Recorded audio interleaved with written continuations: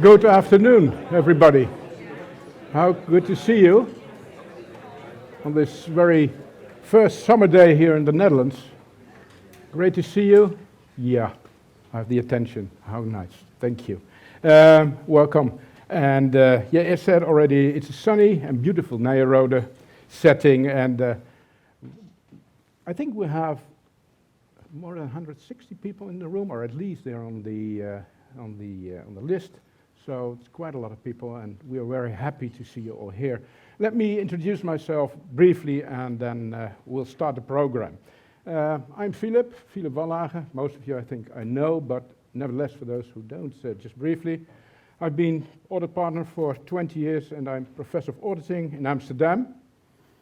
And because of my experience as both a practitioner and an academic, I have always strived and struggled to understand and bridge the gap between practice and theory.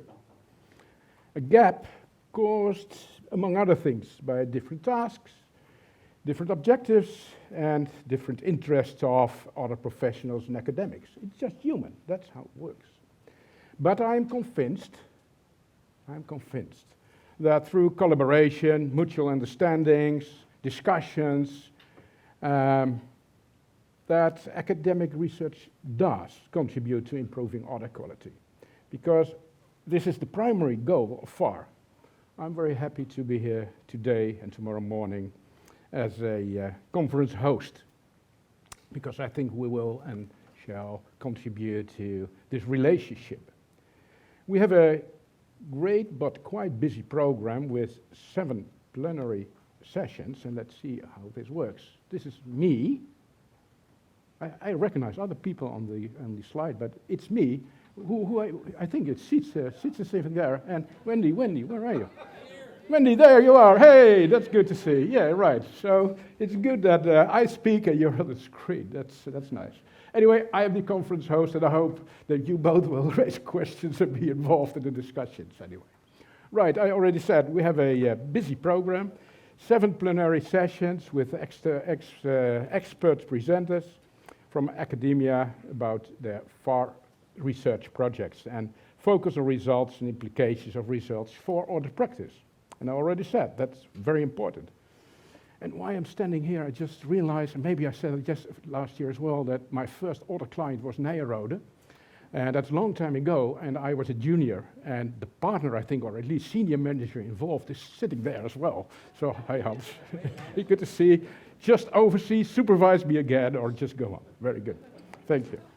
I said, we'll go into the... No, another question. Who of you are practitioners, anyway? Could you raise your hand, please? Not so high. Yeah, you're right.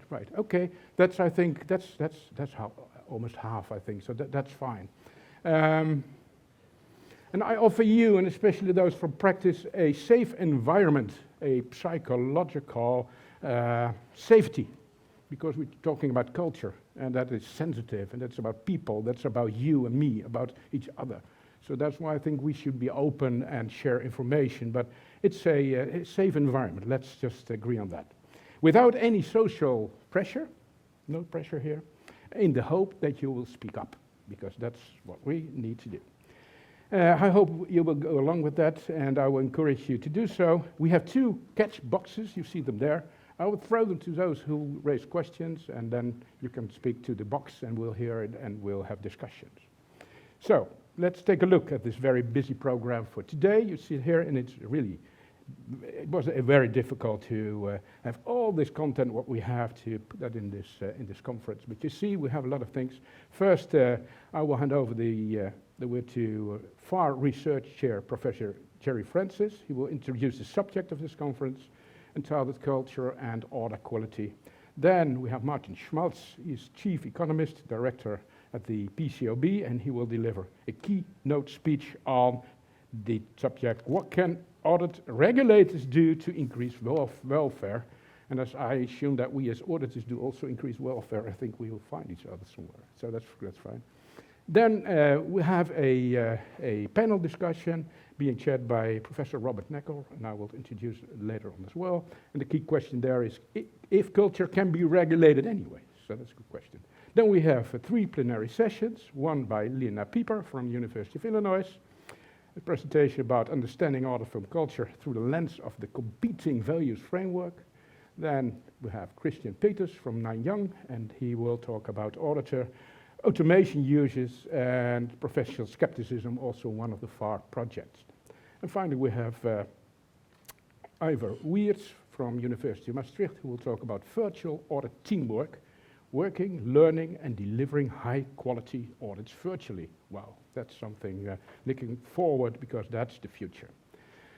Yeah, my only role will be to assure sufficient oxygen in this room.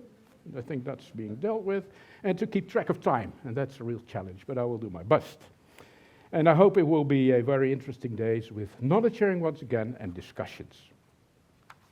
Right, so having said this, I think I'm still in time, that it's my honor to introduce you the FAR researcher, Jere Francis. And Jere is professor in, let me see, he is that in Maastricht, amongst others, and is ranked among the top academics to publish and publishes in leading scientific journals.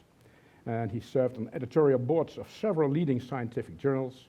And as a FAR chair, he conducted research with focus on quality of audits and culture. So that's the topic of today. So, Jere, we are very happy that you will introduce the topic from this conference in further details. The floor is yours.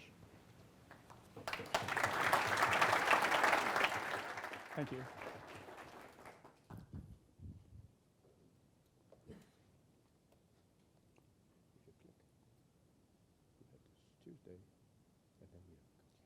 Okay. Okay. Thank you, Philip. Well, technically, I'm not the FAR chair. My 5-year appointment ended on May 1, so another word for retired is unemployed. So, however, Jan Boens asked if I would co-plan this conference, and it seemed like a nice way to say thank you to the foundation for its support over the last 5 years. So, pleasure to be back in beautiful, sunny Netherlands. Okay, I want to say a few opening remarks to sort of set the stage for what's to come. Culture and audit quality is a very hot topic among regulators. In the Netherlands, you know, AFM has been concerned with this for probably a decade now. And so it's something that they've been actively promoting and working with the firms on. More recently, in the US, the PCOB, in response to some of the well-publicized cheating scandals, decided that we need to look at culture as part of the quality control review. That's starting with the 2024 inspections. So I want to ask a question then, particularly focusing on the culture initiative of AFM. What is the underlying logic of this program? It's been going on many years now. So the assumption is culture, whatever we mean by that, can affect the quality control system, which in turn should affect the quality of an audit. Better culture, whatever we mean by that, should lead to better audits. Assuming, of course, the culture changes don't cost more than they benefit.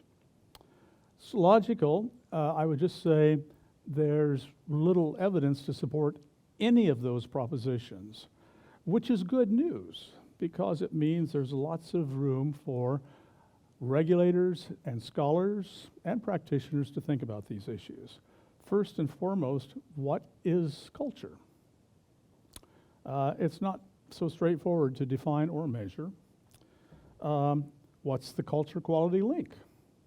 That's not so obvious either. I used to make the analogy when I taught auditing between internal control assessment and audited financial statements. And the link there is it's more indirect. You could have a terrible quality control system, but the accounts could be just fine. So you're looking at some probability that things would be wrong, but the link is, I would say, maybe a weak one.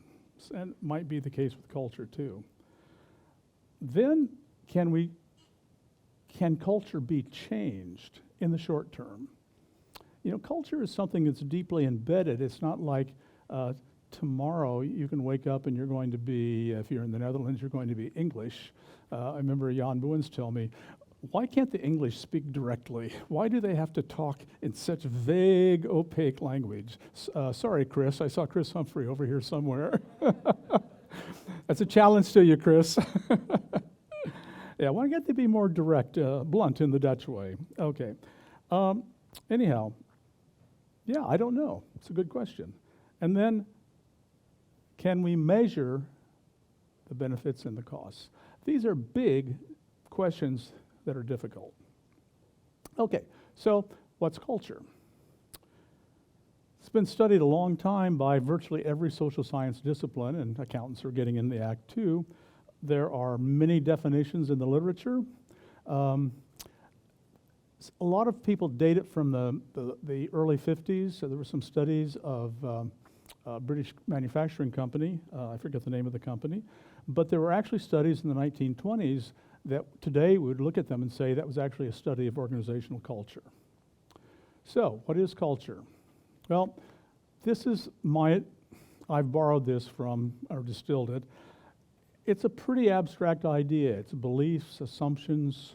It affects the beliefs of how we should behave. It creates norms, expectations, and implicitly guides how people behave in the organization, often called the glue of an organization.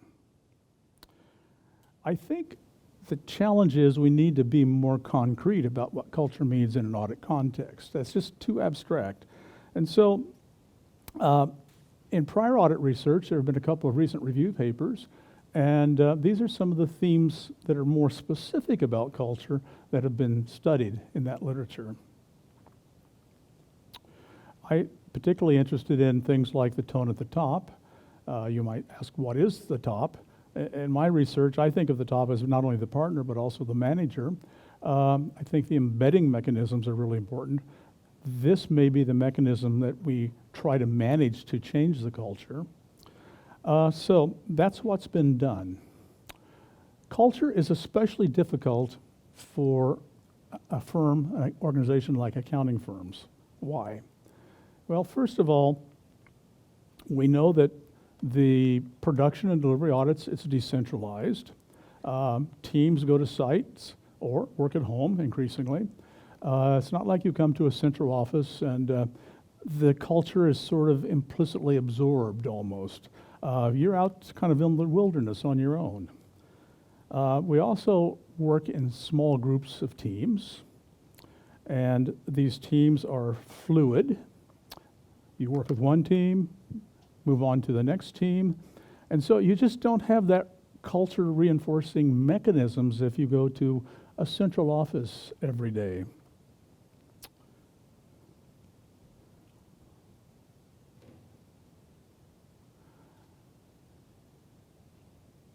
What do firms do? Well, training is important, and they do a lot of talking. This was from interviews I did in 2020 when I started the culture project. They all talked about how we talk about culture all the time and quality, and so talking is a big part of what they're trying to do to embed that culture, but the training sessions are also another mechanism. Of course, with training sessions, that's increasingly being done online so people don't come together like they used to reinforce the culture. And then the leadership, the message I got from the firms is when we're changing culture, we get top partner buy-in, and the partners then kind of spread the message to their team. So it's a kind of a top-down distillation of culture. And so that's another way in which it works. Quality control, human resource policies are all part of the mechanism for trying to create and reinforce a culture of quality. But there's a limit to culture. And I love this quote from a senior representative of one of the firms. I will not name the first one. But this basically says, there's a realistic limit to what culture can do. The majority of the audit is going to rest on the idiosyncratic behaviors of the partner-led audit team. So limits of culture. It's not saying culture is unimportant. It's just saying you can regulate culture all you want, but ultimately you've got these teams out in the field that are going to be driven by things besides this cultural glue of the organization. So I think when I think about it, culture operates at 3 levels. We can think of the general culture of a firm, and that would be, as we said, training, talking. We don't know how consistent that is across ranks, within a rank. My PhD student and now professor at Illinois, Lena Pieper, is going to talk about that. Then we think about culture, a subculture of offices, given the decentralized structure. I like this, think of this as like a country. You've got the Netherlands. Yeah, there's a national culture. Dikes and bikes. Okay, there's more to it than that, but it's a nice rhyme. Go Orange. There's a glue that holds the entire country together. But then there are regions. I was in Maastricht for 5 years. One of my colleagues there says, yeah, sometimes I have to cross the river. It's his euphemism, saying sometimes I have to go north. There's a north-south kind of cultural divide in the Netherlands. And then we have the formal dialects. We have the Limburger dialect. We've got the Frisian dialect. And then there's the sort of German dialect on the border to the east. These are actually officially recognized languages in the Netherlands. So these are all quite different regions. And so same with offices of firms. They will have their own personalities, if you will. And work by myself and others have documented that there are inter-office differences in audit outcomes. Perhaps culture plays a role of that. And then lastly, we can think of the partner-led engagement team as has its own microculture, separate and distinct from the firm culture and the office culture. And yeah, that's all I want to say on that. So, coincidentally, the papers actually parallel this. So we have one paper on the firm level culture. We have a paper on office level culture. And then I've lumped all the other papers as looking at micro cultures of auditors or audit teams. So they're kind of all there. Now, I think I've got enough time to do this because you stole some of my time. So I'm going to skip the thank you. And I hope I'm not stealing from Professor Schmelz here, but why does regulation improve audit quality? And this might be a nice setup for what he's going to talk about. So here's an argument for why it does improve quality. This is a very simple supply-demand curve. The quantity represents the quantity of assurance that's demanded. It's just a way of conceptualizing audit quality. The more quantity you demand, the higher the quality. It's a simple model, like most of economics. It's meant to be a little joke. And so we have equilibrium 1. Now, auditing has an effect that transcends the private contracting benefit to the buyer. There's a social value of auditing. And so good audits benefit the entire economy, the entire capital market. And so the social demand for auditing, that's the demand curve to the far right, the social marginal benefit, is actually greater than the private marginal benefit. And what regulation is trying to do is, I think you could argue, is trying to nudge quality towards that social demand so that a higher quantity of assurance is delivered at, of course, a higher price. And then we can debate, well, who pays that price? And that's an important question. So that's why we might regulate auditing. And I'm not a Chicago economist, which means I'm not against regulation. I just think we need to think about, why we do it. But there's always a possibility that all regulation does is it pushes the supply curve to the left and makes audits more expensive without any necessary improvement in quality. So I'll leave those two options on the table, and maybe Robert can tease out those ideas a little further in the Q&A that comes later. And with that, I will say thank you.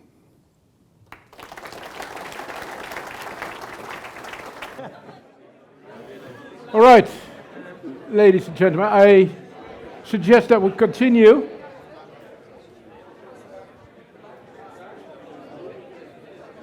Please take a seat, because I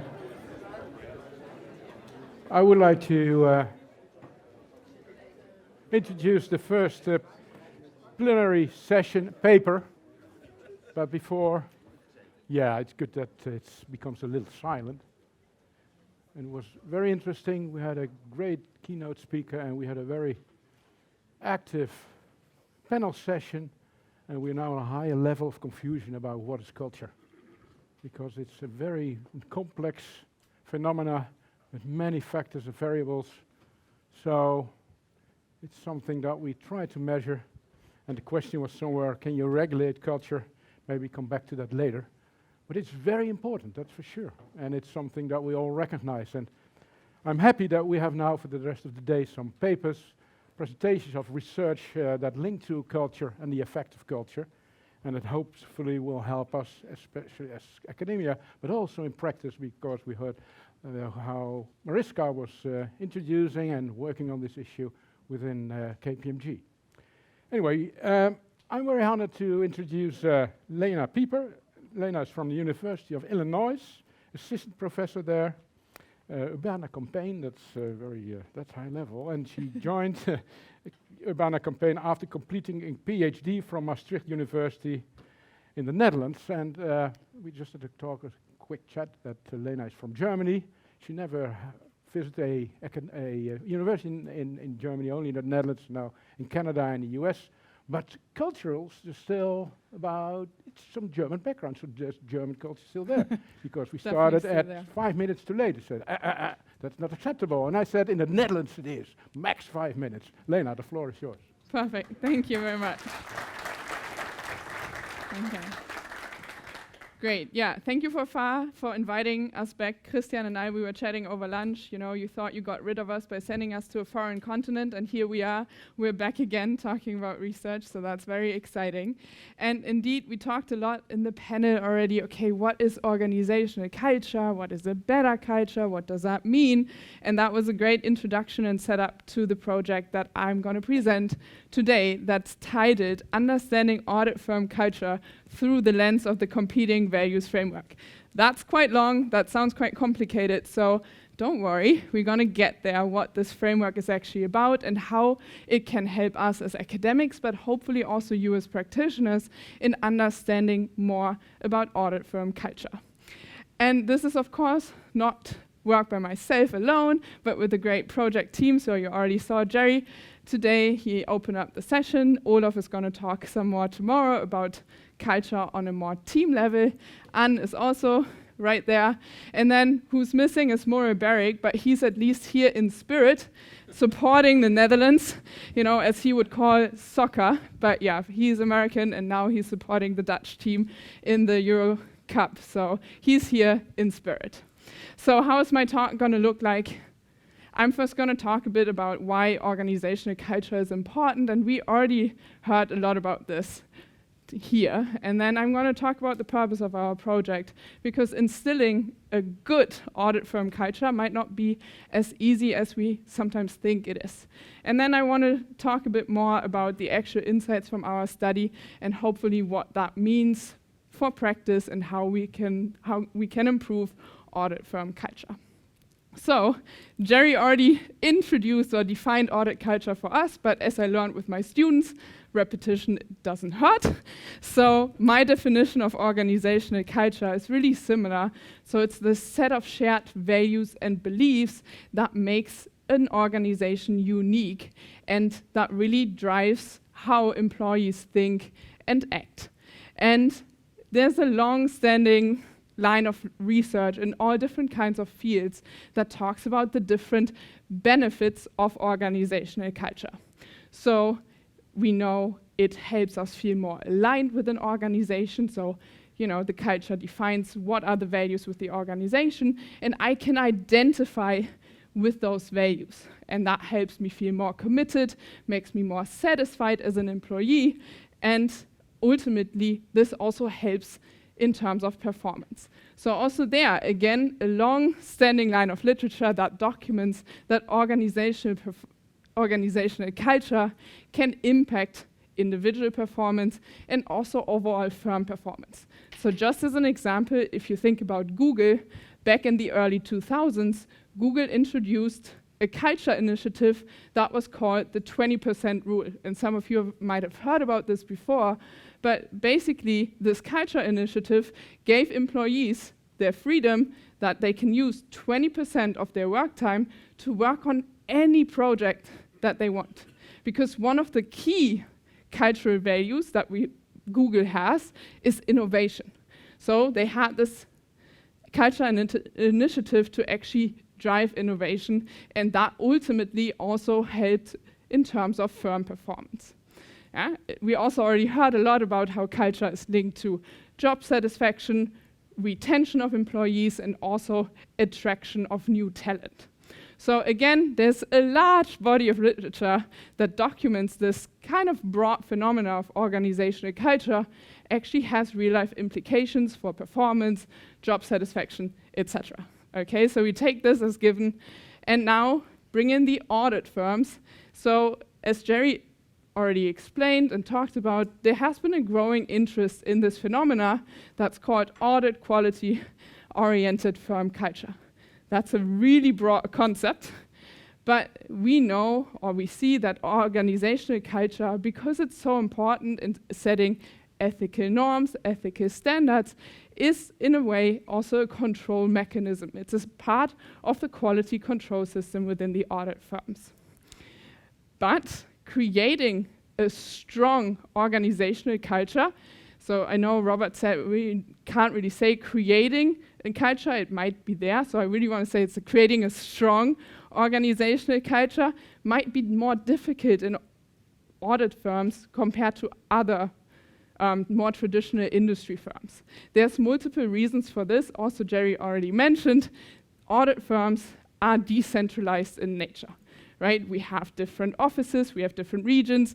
Iver later is going to talk about virtual teams. So it's a very decentralized structure, and enforcing norms normally also requires people to regularly interact with one another. That's more challenging in a decentralized structure. We also already heard from Martin that the audit firms are organized in a partnership model. That's not bad per se, but it requires more coordination. Because normally, you set corporate norms, you set values, and then this trickles down. In the audit firms, it's the partners who set the tone, and this requires also some unity and unity among the partners in distributing those values. Then there's different service lines, and we also heard in the panel that these service lines interact with one another, and there is some overlap. So of course you have overall corporate values at the big four firms or the other firms, but there's these different service lines that have different goals and also different incentives. That also again influences how the culture is established. And then lastly, again, something we heard in the panel as well, huge employee mobility. You don't always work in one office. Teams are fluid. You move between regions. So again, all of this makes it more challenging to embed a firm culture. And this is where our project comes in, and we're really trying to help understand audit firm culture better. So we actually try and use an established framework from the OB literature. This is this competing values framework to answer different research questions that kind of build up on one another. So the first thing that we want to know is what type of organizational culture is currently present in the audit firms. And then looking at what the current culture looks like, we want to identify whether the audit firms actually manage to reach their desired goal culture. So all of the audit firms set out specific goals of what we want to have as an organizational culture, and using this framework that we have, we want to see, okay, do they actually manage this or not? And lastly, okay, we want to also see how can we actually implement the culture that we set out to have. So if I have a specific desired organizational culture, how can I as a firm, how can we as the partners actually implement, use those different embedding mechanisms to create the organizational culture that we want? Yeah. And indeed, this is where we use this theoretical lens that has been well established in the management literature. It's called the competing values framework. And it kind of emerged out of a long stream of literature where people, it was also from the University of Michigan, tried to empirically test and develop measures for organizational culture. And based on their research and their empirical studies, they then developed this tool that we can use to understand, diagnose, and hopefully also change organizational culture. In their studies, there were two key dimensions that always emerged. Yeah, we talked earlier about how culture is something that we feel but cannot really see. So when doing all of their studies, these two dimensions in measuring culture emerged. The first one being internal versus external focus. So there are some organizations where their whole culture is centered around internal processes, versus others where they have a more outward-looking focus, where we look at the market, the customers. So that was the first dimension that we see in this framework. The second dimension then looks at structure versus flexibility. Again, based on their research, they saw, okay, we have those two opposing ends. Either companies are very centered around structure, processes, or they give a bit more flexibility. Think Google in providing flexibility to their employees in doing whatever they want with their time. So if we take those two dimensions, it ultimately gives rise to this 4x4 matrix, yeah, where internal and external is the one dimension on the opposite ends, and then stability and flexibility is the other axis. So now if we have a look at this matrix, we basically see this gives rise to 4 quadrants. And this is what we call the competing values. So the first cultural value that this framework defines is called collaborate. So here the focus is very internal with flexibility. So it's more about working together, do things as a team. The leadership style that's involved here is a lot of mentoring and nurturing. And that's the first type of cultural value that is defined by this framework. On the opposite end, when we're still looking at a very flexible and adaptable culture, but we're now looking at the outside, so we're looking at the markets, our customers, we call this value the create culture. And we heard that a bit in the panel, that a good culture is also adaptable, and this is something that we see in this competing value. Then, now turning it to the more stable side, so where processes are more clearly defined and it's very structured, we come to a control competing value. So again, here's a very inward focus. It's focused on efficiency, clear distribution of roles, and structure. You know, we talked about I'm being German. I like structure. Yeah? And then the last competing value that we talk about in this framework is the compete corner. So here it's really about doing things fast, gaining market share, and focused a lot on those external dimensions. So we have these 4 competing values, and what this framework says, what our organizational culture is, it's a unique combination of these 4 values. So if you think about your own firm, your own organization, you can try to map out a bit where you would fall in this framework, okay? Why is it called the competing values framework? Well, you're not just gonna have one thing. So you're not gonna just compete without having any structure. Similarly, you cannot just give everyone all the freedom and only collaborate internally without looking at what the market wants or what your customers demand. So any firm culture will be a unique combination of these 4 values. So what we did with this project is basically we used this framework, we sent out a lot of surveys to all 9 participating firms, so that includes all of the Big Four firms, and then the next 5. So we sent out a survey, maybe some of you participated in that survey. We sent out a survey to basically ask your views and employees' views on this competing values framework within the firms. Jere also already alluded that culture operates at different levels. So in order to really get a representative sample from all of the audit firms, we made sure that we would select participants from all different business units and offices, and then also across function levels. Because as we said, we think partners play a key role in instilling corporate culture in the organization, but maybe the other function levels have different views on the organizational culture. So in total, this resulted in over 2,700 responses that we use for our analysis across these 9 firms.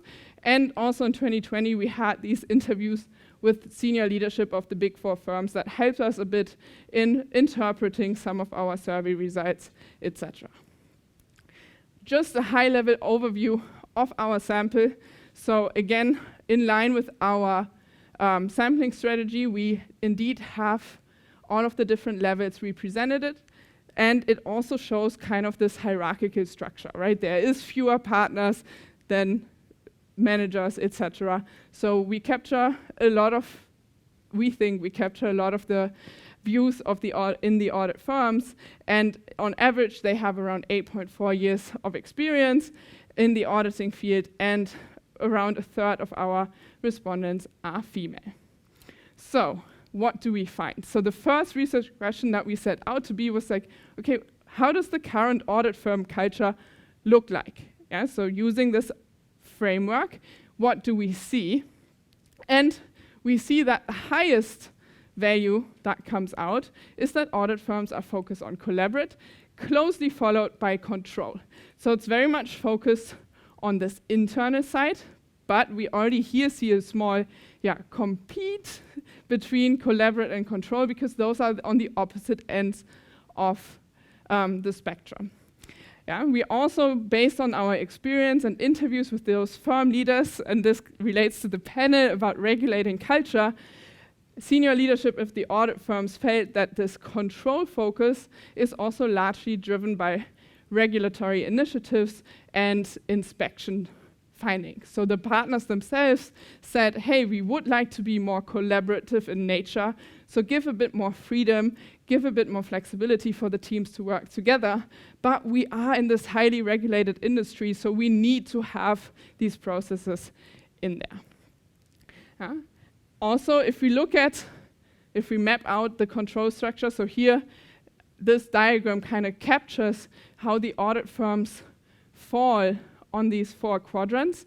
What we see in comparison to firms in other industries is that this is relatively balanced. So for other industries, we sometimes see like a diamond, so it's more uniquely focused on one of those dimensions, whereas for the audit firms, it seems to be more focused on all of these values in some way. Then, of course, we were interested in, are there differences between the audit firms? And of course, I cannot reveal identities, but we do also observe differences across firms. So the first thing we note, that in general, the organizational culture is stronger among all of the Big Four firms compared to the non-Big Four counterparts. And we will get to later, is a stronger culture better or not? We get there, but for now, I just want to have it out there that the Big Four firms are stronger in their values.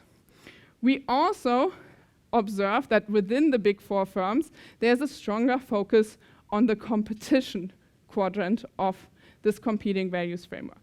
Again, in line with kind of our expectations that the Big Four firms compete more strongly for market share.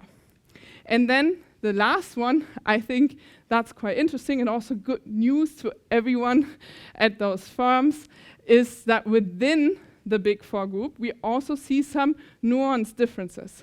So again, if you think about your own firm and your core values, collaborate or compete. We do see some of those. If I look at the company's mission statements on their website, some of this is reflected in the results that we see with the competing values framework. Okay, so this was kind of our baseline, setting the stage. What does the current culture look like? The next thing we asked ourselves is, okay, does everyone within the organization share the same view when it comes to culture? So does culture really trickle down from the tone at the top that we always talk about to the other ranks? And this is, in the literature, often seen as the strength of the culture. Yeah, if there's consensus among people working there, then you can really talk about a strong culture. And I took, just as an example, because I think this graph really highlights what we see. So we have the different function levels. So I simplified it: partner, director, senior manager rank, and so on. And we observe two things. First of all, the mean is shifting. So partners seem to have a stronger view on what the culture looks like than the rest of the firm. And also, the variance is increasing. Yeah, so we see that it gets wider, which means that there's less agreement among the different function levels on what is our current culture currently like. Yeah, so these values that are being reinforced might not stick with them as much as you would like it to be. And then the next step, so now we already saw, okay, there are some differences. And now the beauty of this competing values framework is that we can really try to diagnose the culture and see where do things maybe go wrong a bit. What are things that you as a firm can improve? And we focus on different gaps where we compare on the one hand side, okay, the stated organizational culture, so what is perceived to be important to the firm, and what does the current organizational culture look like? And with these gaps, we try to address two key questions. The first one is, how effective are audit partners in communicating their firm's desired values? So again, given that the audit firms are organized as partnerships, we think that the partners play a fundamental role, the tone at the top, a fundamental role in implementing a culture. But for this to work, they need to be effective in communicating their values. And then in the second step, not just communication, but walking the talk, how effective are they in embedding these desired cultural values? Again, I tried to visualize this a bit. So this is what the partners are saying. This is what our firm culture should look like. Yeah? So ideally, highest we're on collaborate, a little bit less control, and you kind of get this shape. Now we ask the same to everyone who's working at the firms, and you might guess, hey, this doesn't look identical. So if we ask the employees, okay, what do you think your firm wants your culture to look like? We get something like this. Okay, first of all, it doesn't look that different. From a statistical viewpoint, these are very significantly different. So we see that the employees think that the culture should be focused way more on control. But that's not what the partners want. So we already see some gaps there. Similarly, with compete, employees have the perception that the organization wants them to compete a lot more than what the partners are saying. So this is the first thing that we notice with these gaps, that when it comes to communicating the desired firm values, there are these gaps when it comes to control and also on collaborate, right? And then we also already saw the gap on compete. So the first thing that we can note with this gap is that it's really important how to communicate and how to actually reinforce these stronger values. What we also see is actually that this gap widens the further you are down in the hierarchy, except for junior staff who recently joined the firm. And we thought this is a very interesting finding because, you know, if I think back when you join a firm, you have all of these onboarding activities, all of these trainings. And there you have a lot of contact also with senior leadership of the firm. And you kind of get a feeling for, okay, those are the desired organizational cultural values. But then as you work there more and it's not as reinforced as often, this gap kind of widens. Yeah? So this is the first thing where we say, okay, that's something that's important and a lesson learned from our insights. The next bit is about, okay, we already saw this is what the culture looks like, or is supposed to look like, and now how does it actually look like? Yeah? So good news, we have a rough similarity in the shape, but we also see some gaps again. Yeah? Most notably, this is what we want to see for collaborate, but it's not as strong there. So we have these gaps, and this links back to what is a better culture. And we're trying to stay away from normatively saying you need to have this culture with this and this values, because that's not the case. Every organization will have unique values, but what we're trying to say with these gaps are, hey, it's important to actually deliver on what you're promising. Because in the next step, we are looking for what are the consequences of these gaps. Do these gaps matter? So we try to look at different outcomes that are well established in the organizational behavior management literature. So we look at psychological safety. How safe do people feel comfortable sharing information without fearing negative repercussions? We look at perceived organizational support. Do they feel supported by their organization? Yes or no? And in the end, the person-organization fit. And these gaps matter because they are negatively related to these outcomes. Yeah? So it's not so much about setting a specific culture, and one culture is better than the others. We are seeing here you need to deliver on what you're promising. Right? So if the organization is saying those are our cultural values, it's important to also deliver on those, and because otherwise we see that it can have negative consequences. This is very small. I apologize for that. So we actually then also look at, okay, now that we have this gap, we want to see how can we close the gap? What can we do better? And we kind of rely on some previous literature that focuses on these cultural embedding mechanisms. And there's a lot of them studied in prior literature. So tone at the top, we talked about this, performance feedback, reward systems, necessary resources. The next one being training development, organizational design and structure, audit processes, and emphasis on collaboration and consultation. So those are embedding mechanisms that prior literature has identified how firms can build organizational culture and build these competing values. So we ask ourselves, how can we use those embedding mechanisms to close those gaps that we've identified? And the answer is, it depends. So, always a great answer, but it depends on the gap.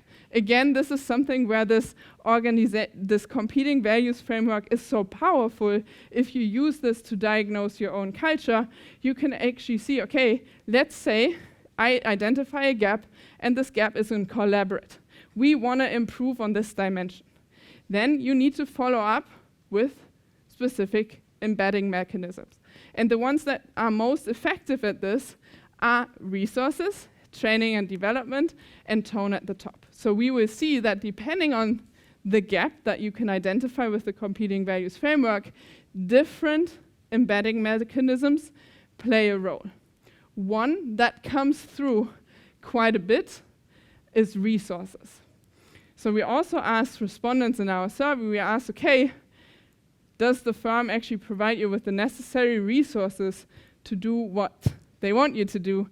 And the overwhelming answer was no, they fall short of it. So again, we see a gap also with the resources, saying where it's like, they tell us one thing, they tell us resources are very important, we're going to support you, but then the actual view on these gaps and how many resources they're getting is way more negative. So what I want you to take away from this research and our insights is it's important to monitor and assess the current culture and to do this on an ongoing basis. This is a very dynamic process, right? So this is never fully done, you never have the perfect culture, but this is kind of evolving. One thing that we also see is that it's important to listen to the employees. So throughout all of our analysis, we really see that the current firm employees have a very different view of the organizational culture compared to the partners. So not just in what is desired, but also in the current culture, right? So listen to the employees. Then also emphasize different embedding mechanisms for different gaps. Not everything can be solved by tone at the top, right? So the competing values framework highlights how different the leadership style is in each of these quadrants. And this also implies we need different embedding mechanisms if we want to move to a stronger culture on each of those.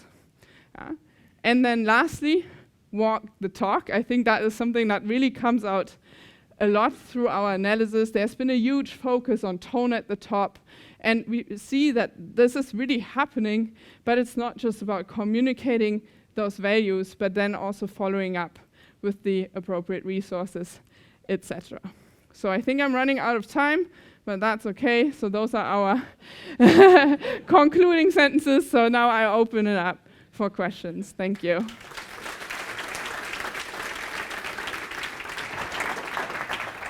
Thanks very much, Lena. It was very interesting. And yeah, the floor is, let me see them. Wow. You know, the time pressure, because I have to control. That's my only quadrant I have. Being late. It's doesn't work. Ah! There's a closer one. Oh, yeah. You throw that one to me, then I'll throw that one over there. Okay, please go. Okay, thank you. Well, my name is Lena Snella. I'm a professor at Groningen University and a non-exec at EY. Thank you for the interesting presentation. I have two questions. I was wondering about the desired culture. I didn't get that. You probably said it, but I didn't get it right. Is that determined by the partners or by the whole group? So we set it to be determined by the partners. Okay. So it's what the question is about, okay, what does the firm want? And we measure it at the partner level. And then the first gap is, okay, this is what the partner's saying, this is what the firm should focus on. And then the first gap looks at the desired culture from the employees level. Yeah. So, and there are already differences there. Yeah, but then the question is, if one of your recommendations is to listen more to the employees, if the desired culture should also be influenced by that, but that's, I think, a separate research question. Yeah, it's also something that's not in the presentation. So a third element of this competing values framework is to actually look at where we ask, okay, what would be important to you? So not what is important to the firm, what's currently there, but what would be important to you as an individual. Again, that shows different values. We try to really stay away from this. This is a better culture versus, we kind of make the assumption that the audit partners, that they know what they're doing. We have trust in them, so what they are setting hopefully is the right way. Yeah. But you can debate on that for sure. Yeah, of course. Maybe a related question, because here you look very much at culture as an end, and I was wondering, it could also be a means to audit quality. Is there anything known about that? Yes. Jere, who is presenting, I think, tomorrow, he will then do the link between, so we have focused it really on understanding current audit firm culture, what it's looked like, and more from the behavioral side. And Jere tomorrow will tell you more about the direct link between culture and audit outcomes. And there is one, right, Jere? Yeah. Quick spoiler, but yeah. Okay, thank you.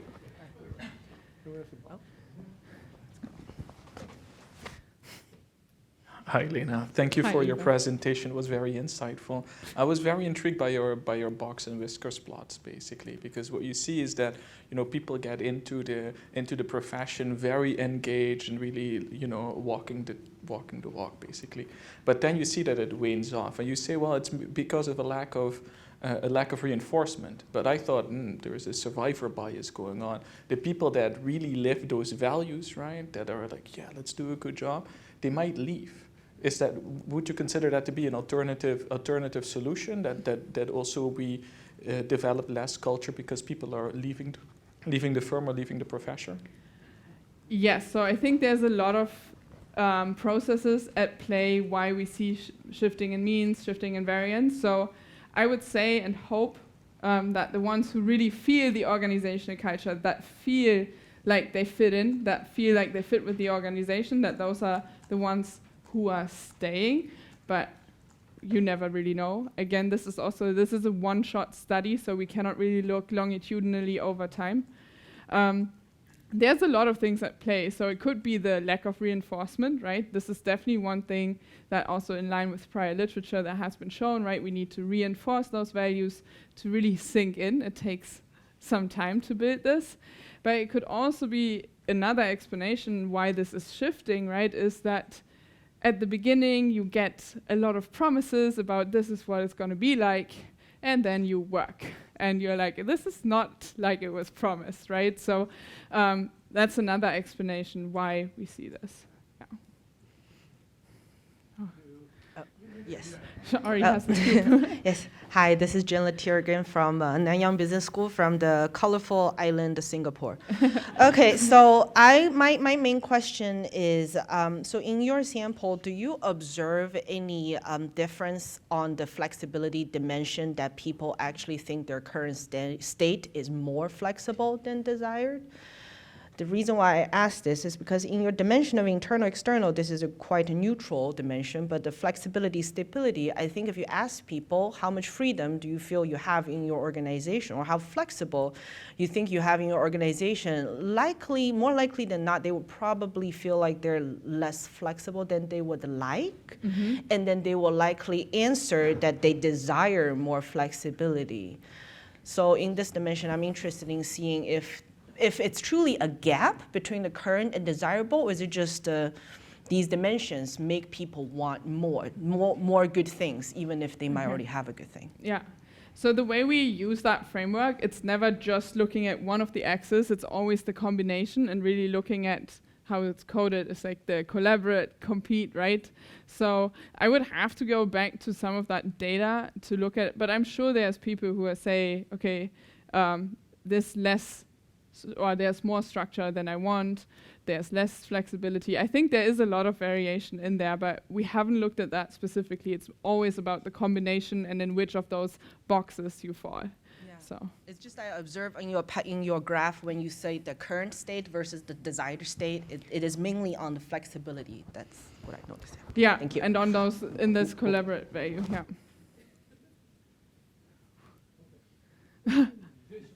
Challenge. The desire is that you can catch it. Yeah. Good job. That might be even tougher than keeping the time. Thank you. I'm Eliane van Steenbergen from Utrecht University and the AFM. Thank you very much for your interesting presentation, also about the gaps and the embedding mechanisms. You said that the resources, or the lack of resources, came up quite a lot. Do you have some insights in what were important resources that were missing? Yeah.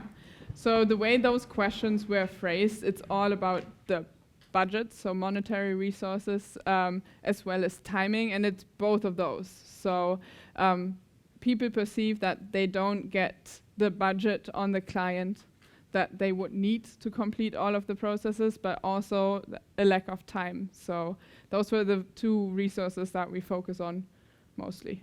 I'm looking at my colleagues, but yeah.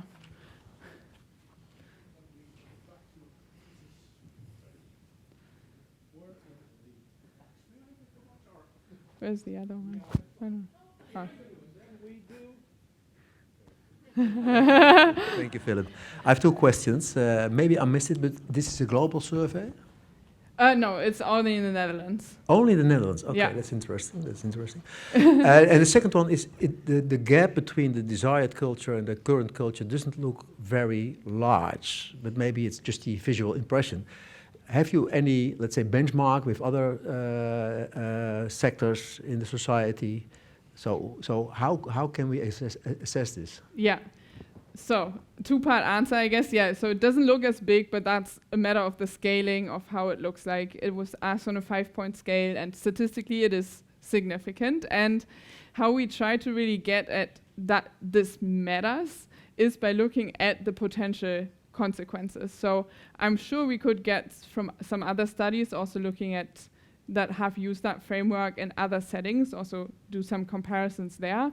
But how we really try to say, okay, these gaps, even if they look small, they matter, is by looking at things like psychological safety, person-organization fit, the support, and we really see that it's the gap that matters. So if I join an organization and I get promised this is what the culture looks like, and then you start working there and maybe you get disillusioned, you see, okay, it's not really what I was promised, you feel less satisfied, higher turnover. So we're really trying to look at these behavioral consequences of these gaps to say, hey, these gaps matter, even though they might look very small.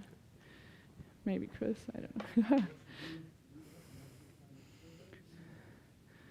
I would say now all firms should have this kind of analysis to see what's the difference between desired and actual.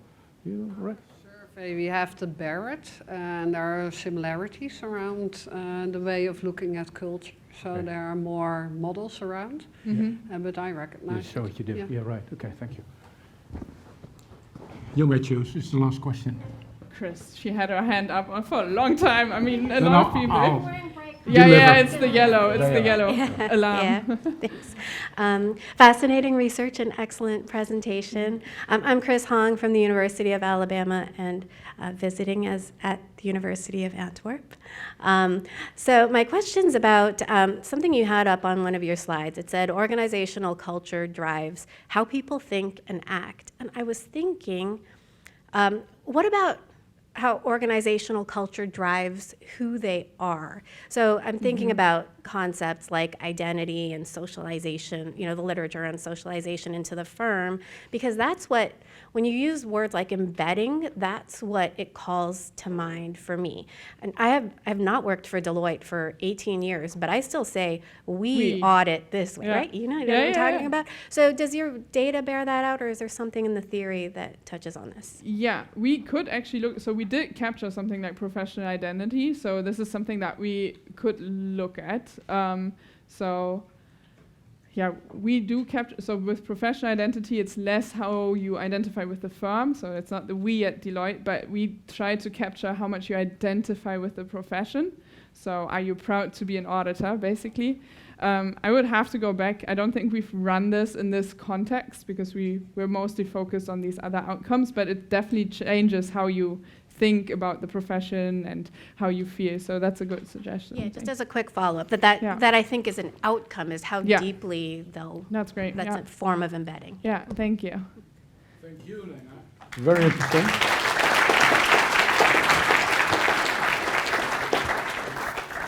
I think it's just a very good example of how academic research can be relevant for practice, because I think maybe most of them do already, but it's a very interesting and good exercise to understand at least how people think about culture. Yeah, hopefully. There you go. Thank Thanks very you so much.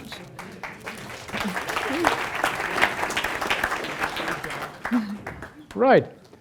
Then we have the next plenary session. Presenter is Christian Peters. There's Christian. Yeah.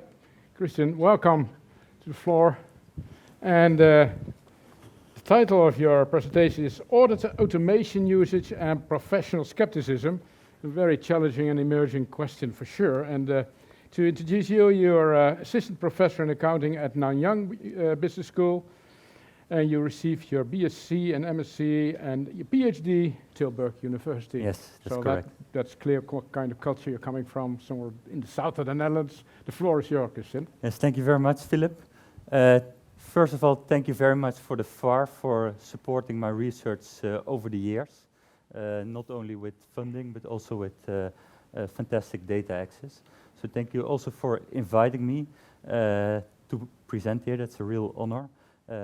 I was also happy to get out of the heat for a bit, but that hasn't been the case. The heat followed me here. So what I'm talking about today is about Auditor, automation usage and professional skepticism. And I will first scratch the surface in general about some technological developments in auditing and about the behavioral ramifications of these technology developments. Because in the end, it's the auditor that needs to work with this technology. Then I will zoom in on my research, my dissertation, and go through the research questions, the method, the results, and the conclusion. So what you see here is the market size of artificial intelligence in the Netherlands. So we are now at 2024, and there's 1.39 billion US dollars of market size currently. But what we see is that we're currently still at the beginning phase of the growth of the market of AI. So maybe to have a brief understanding about what are we talking about when we talk about AI. So this is the definition of IBM. So basically what artificial intelligence does is it tries to simulate human intelligence with technology. And more recently, we've seen the emergence of generative artificial intelligence as well. So can I ask you, who of you uses generative artificial intelligence such as ChatGPT in their work? So I see it's the majority of you. So who uses it on a daily basis? Yeah, also quite some. So then there's a subset of artificial intelligence, which is machine learning.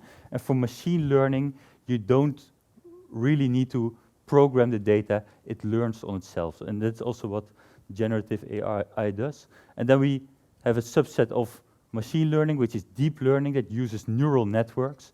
And that's also a way to mimic human processing. So basically, when you try to cross the street, you get an input, you look at the street, you see a car coming, and there's different processes going on in your head. What's the speed of the car?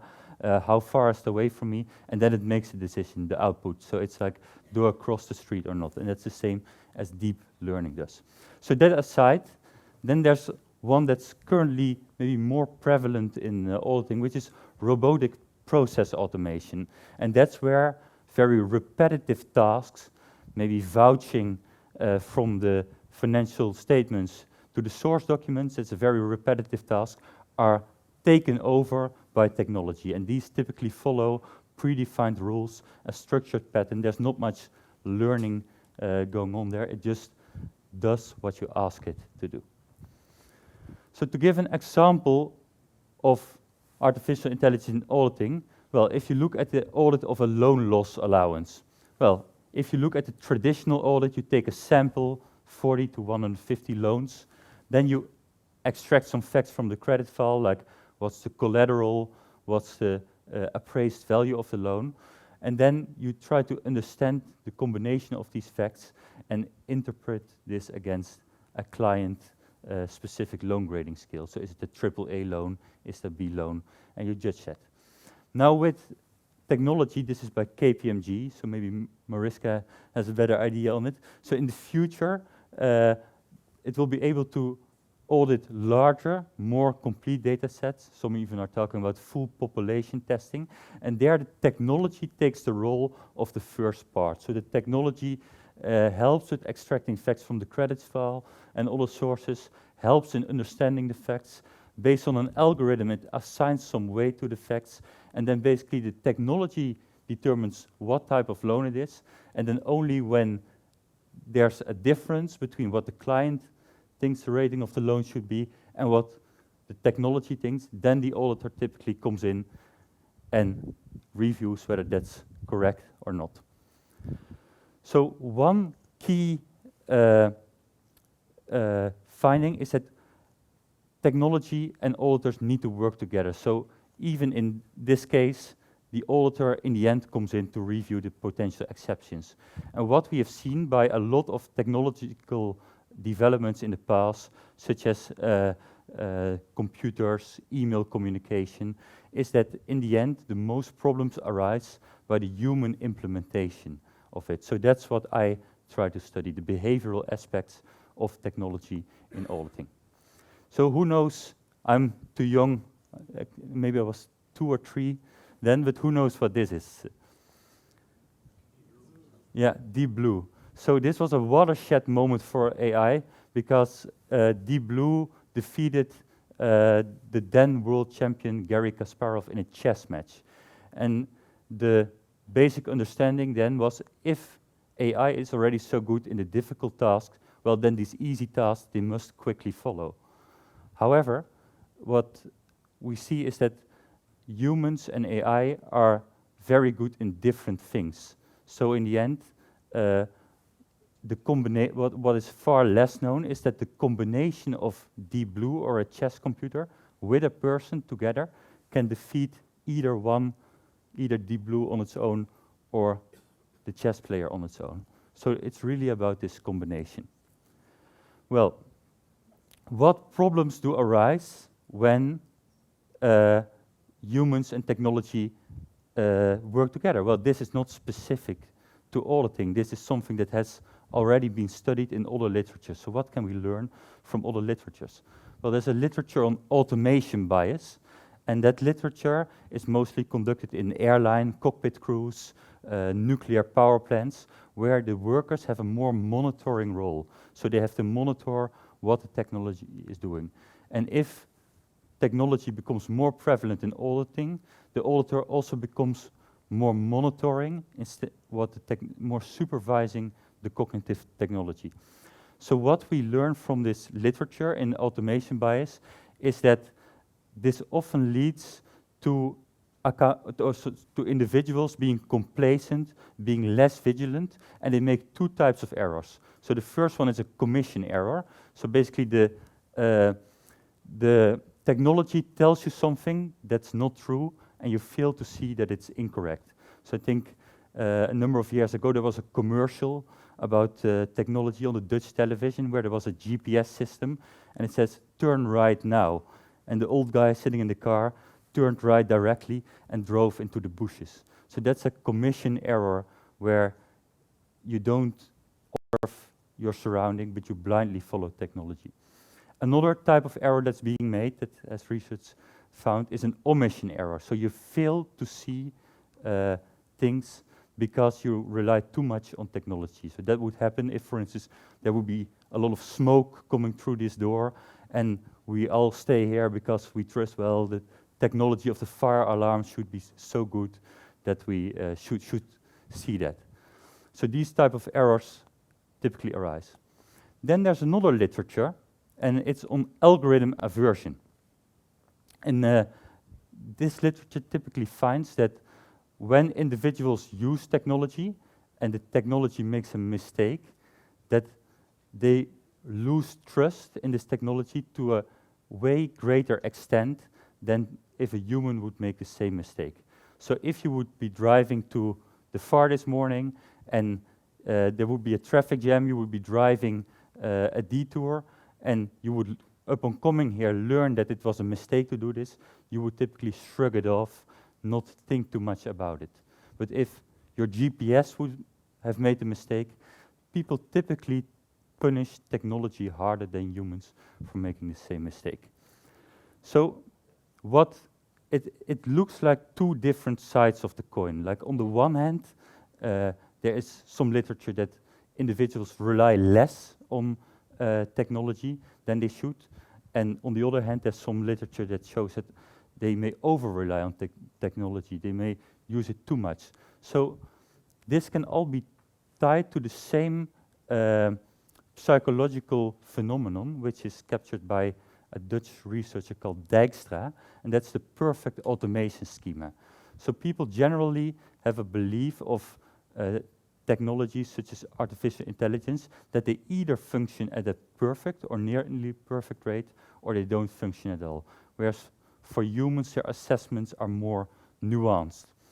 So then the question is, when does under-reliance on technology happen more, and when does over-reliance on technology happen more?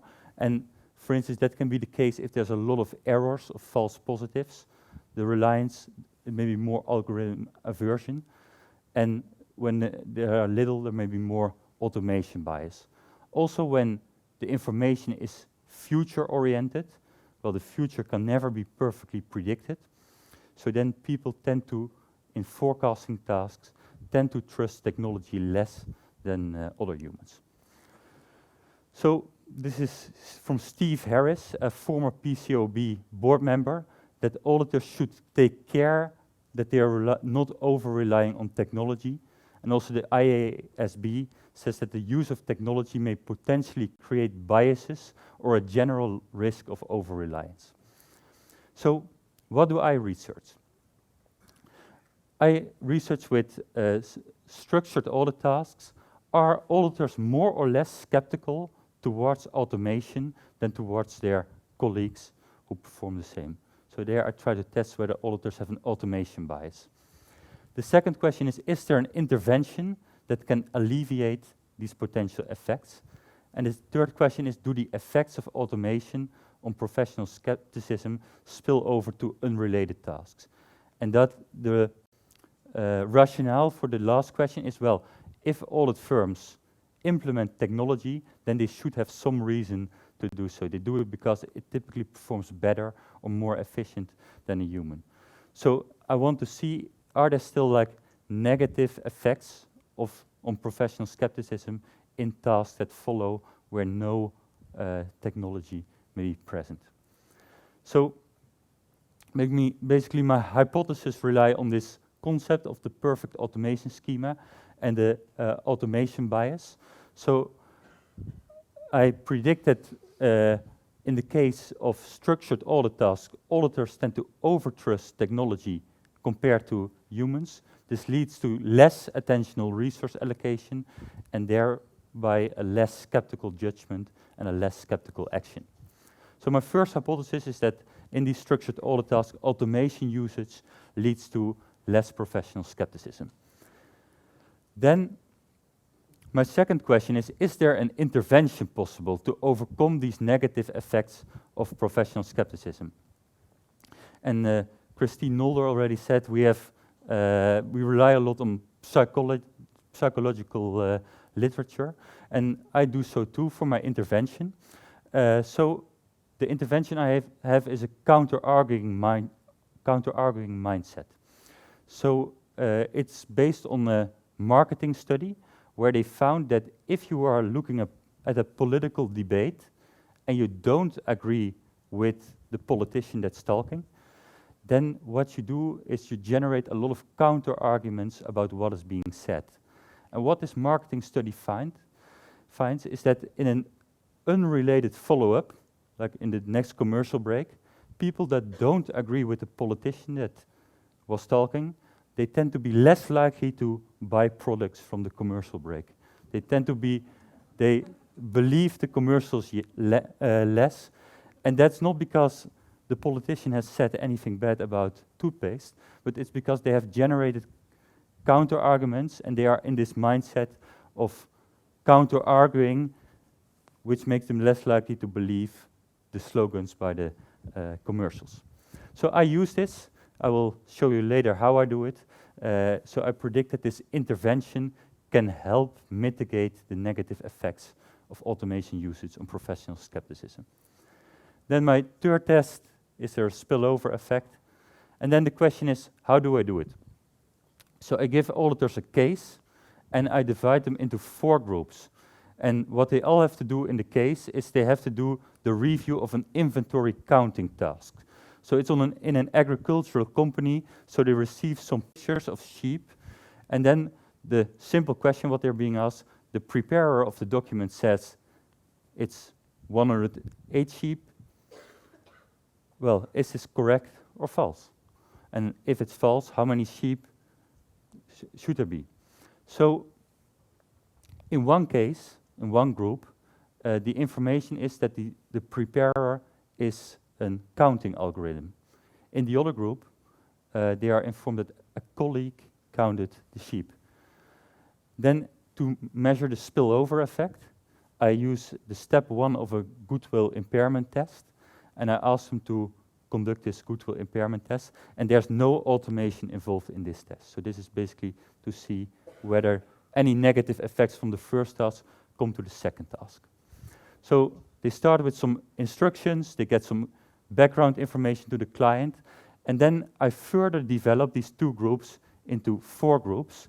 So for one group, I want them to be in the mindset of counter-arguing. Well, I asked them about 3 topics, like for a business, it is acceptable to do anything to make a profit. Higher education should not be available to all, but only to a small minority of selected students. And human activity has no major impact on the environment.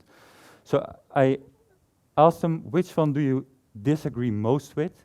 And write an essay about it, 3 minutes, about reasons why this is not true.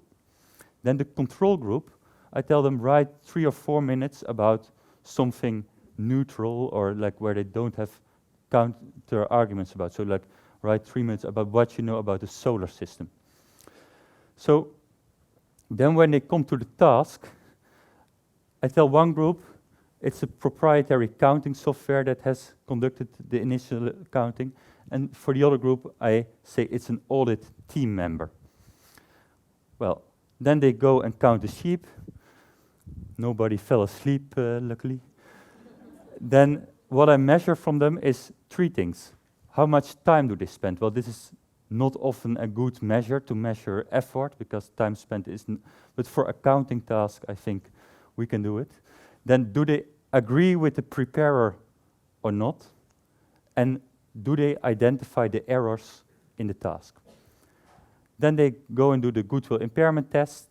Basically, they get a lot of cues. It looks like the fair value estimate is reasonable, but if they combine the different cues, like the peer industry benchmark, the sensitivity analysis, if they look at all the cues combined, then they can see that actually it may be materially misstated. So what do I find? This is without the counter-arguing mindset. So what I find is that already in the beginning, the red line is the amount of time spent counting the sheep while the automation has prepared it. So we see that the 114 staff auditors that I recruited, they spent less time for the same task than when an audit team member do it. So they are less skeptical toward automation than to a team member. Also, in the right figure, you can see that they are more likely to agree with the preparer when it's being done by automation than by the audit team member, even when it's wrong. So these are the formal tests, so they are statistically significant for all 3. So this confirms my first hypothesis. So auditors tend to be less skeptical towards automation than other audit professionals in these kind of structured audit tasks. Then the second hypothesis, does the counter-arguing mindset intervention help? Well, if you see the blue line, that's when there's no counter-arguing mindset prompted. We see that in the human condition, when it's done by a colleague, the amount of time spent is higher than in the automation. That was hypothesis 1. But then the red line, it's when the counter-arguing mindset is present, we see that there's no negative effect anymore. So it looks like it has been alleviated. Then also, do they agree with the preparer or not? The blue line, without the mindset, they are much more likely to agree in the automation case than in the human colleague case. And this line is flatter when the mindset is present. And then same for seeded errors. So also for the formal test, except for the second one, we find significant results. So overall, this is in line with my second hypothesis that a counter-arguing mindset intervention can help alleviate the negative effects of automation on professional skepticism. Then the spillover effect. Well, for the non-academics here, typically the more stars you put behind your number, the more confident you are that a finding is there. Well, as you see, counting the stars, there's none of them. So contrary to my expectations, I do not find any effect for a spillover effect. So there's no result there. So what can we learn from this? Auditors tend to be less skeptical toward automation than to an audit team member in these kind of structured audit tasks. Audit firms can think of ways using psychological theories such as a counter-arguing mindset intervention to mitigate this negative effect. I do not find any evidence for a spillover effect, but we have to be careful as researchers. It might be the case that there is no spillover effect, or it might be the case that I may fail to find one, while in reality there is one. So I hope these findings can help audit practice with thinking about how to implement automation and artificial intelligence in their daily practice, and what can be done to overcome the potentially negative effects. So thank you very much, and I look forward to your comments, feedback, and suggestions.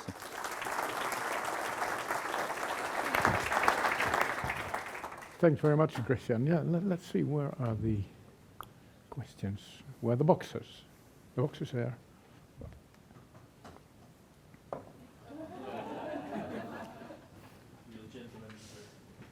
He's a gentleman, so... Thank you, Iver.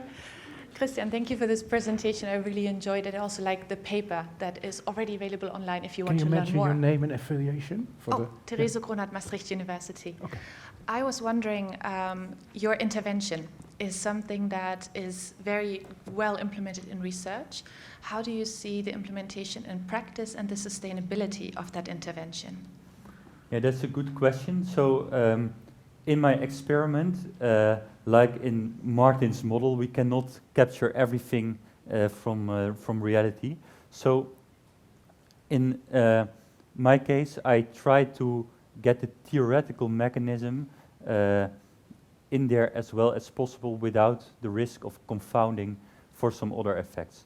So I'm not sure if doing exactly the same as me would be helpful for audit firms to generate a counter-arguing mindset, because it may help, for instance, maybe help the first time, but then auditors may get used to it, and then,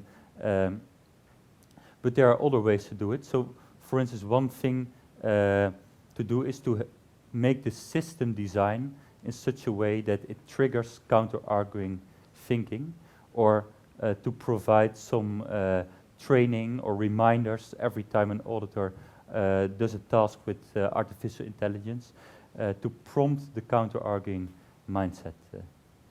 Thank you so much. Okay.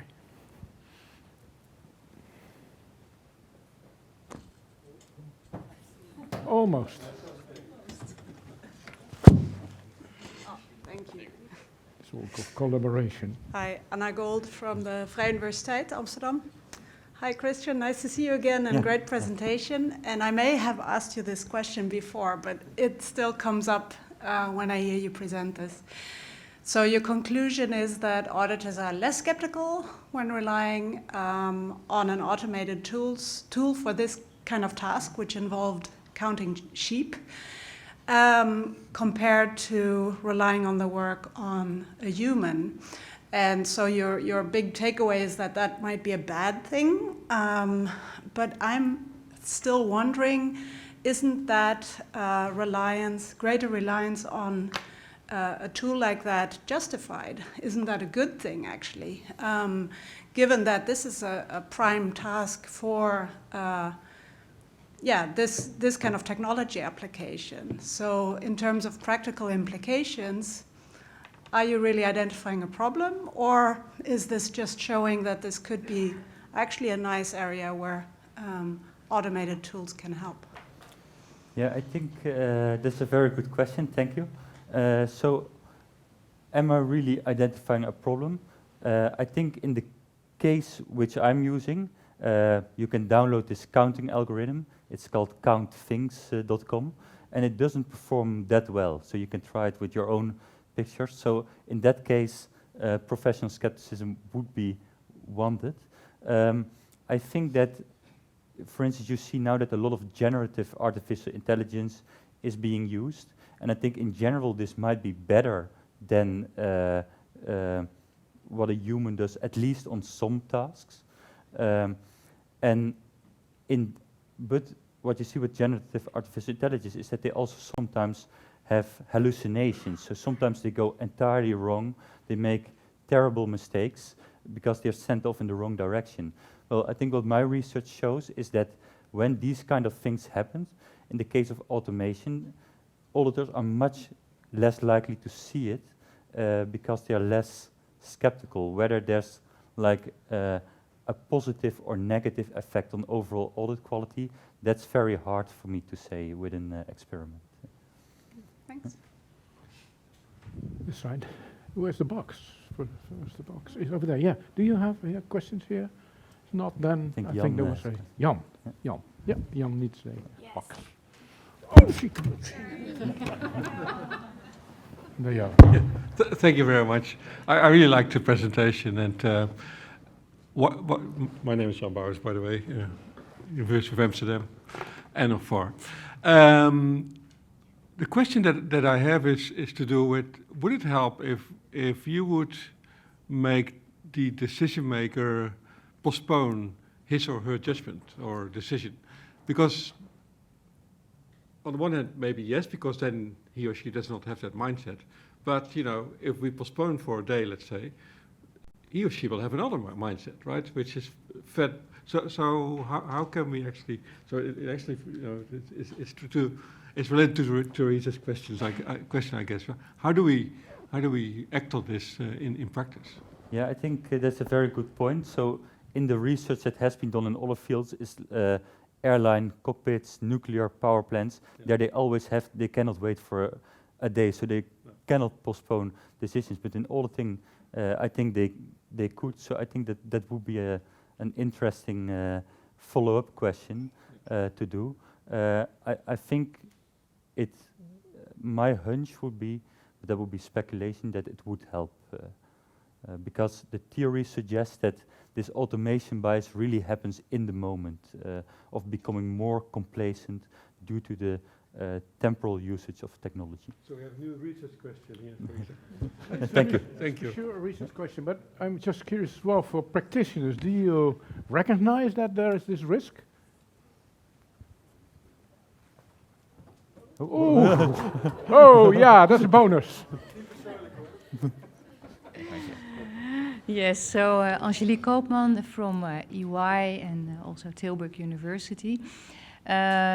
More in general for your research, Christian, when I look at, let's say, our own firm, is when we introduce new technology, our people know that it's gone through a very serious process of developing and testing. So they can rely on that the tool is doing what it should be doing. Now, you refer specifically to the use of this type of AI and generative AI, so there is a difference in it, but in general, people can rely on the tools that they are allowed to use. Mm-hmm. So I was wondering if that in your research, in the way they responded to the tasks, if that might have an impact. So do you see differences between people from Big Four firms or people, let's say, working at smaller firms using more customized tools?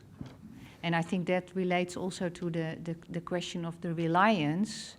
So there are general tools provided to the auditors. They can rely on that, and more the innovative tools which you're using here right now.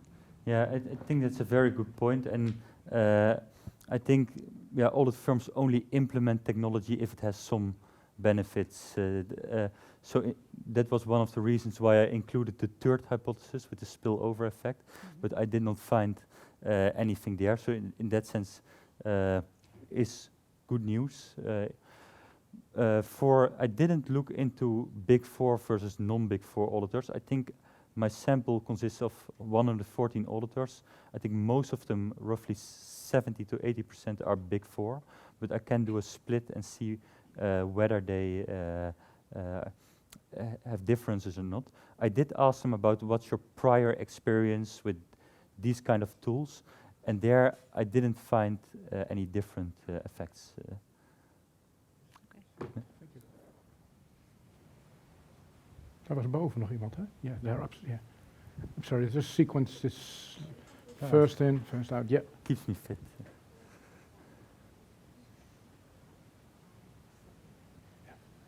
Petra Teamstra from PwC and MBA.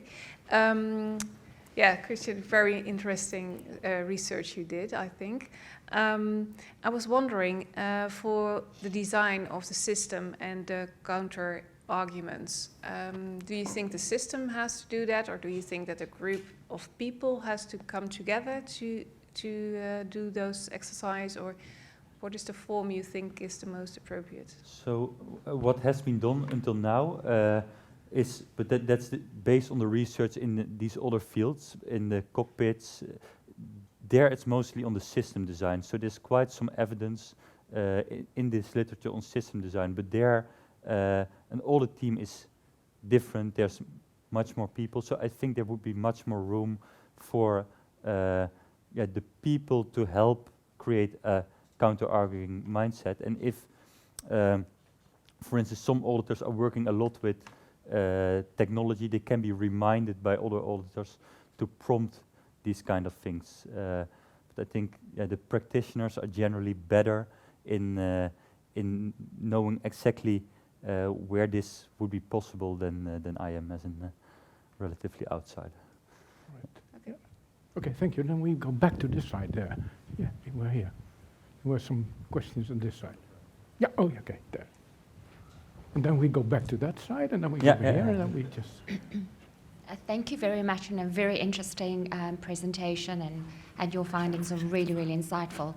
My question to you is, you urge audit firms to use counter-arguing mindset. Did your study look at the culture of the firm? In other words, does the culture of the firm allow counter-arguing and to sort of challenge the status quo, or was that frowned upon? That's my first element. The second element of my question is, we as auditors, unfortunately within our training, we don't really get trained on using professional judgments, so does that mean that we have to do something different to train and to sort of probe people coming through the ranks to have more of a questioning mindset, and what does that actually really look at?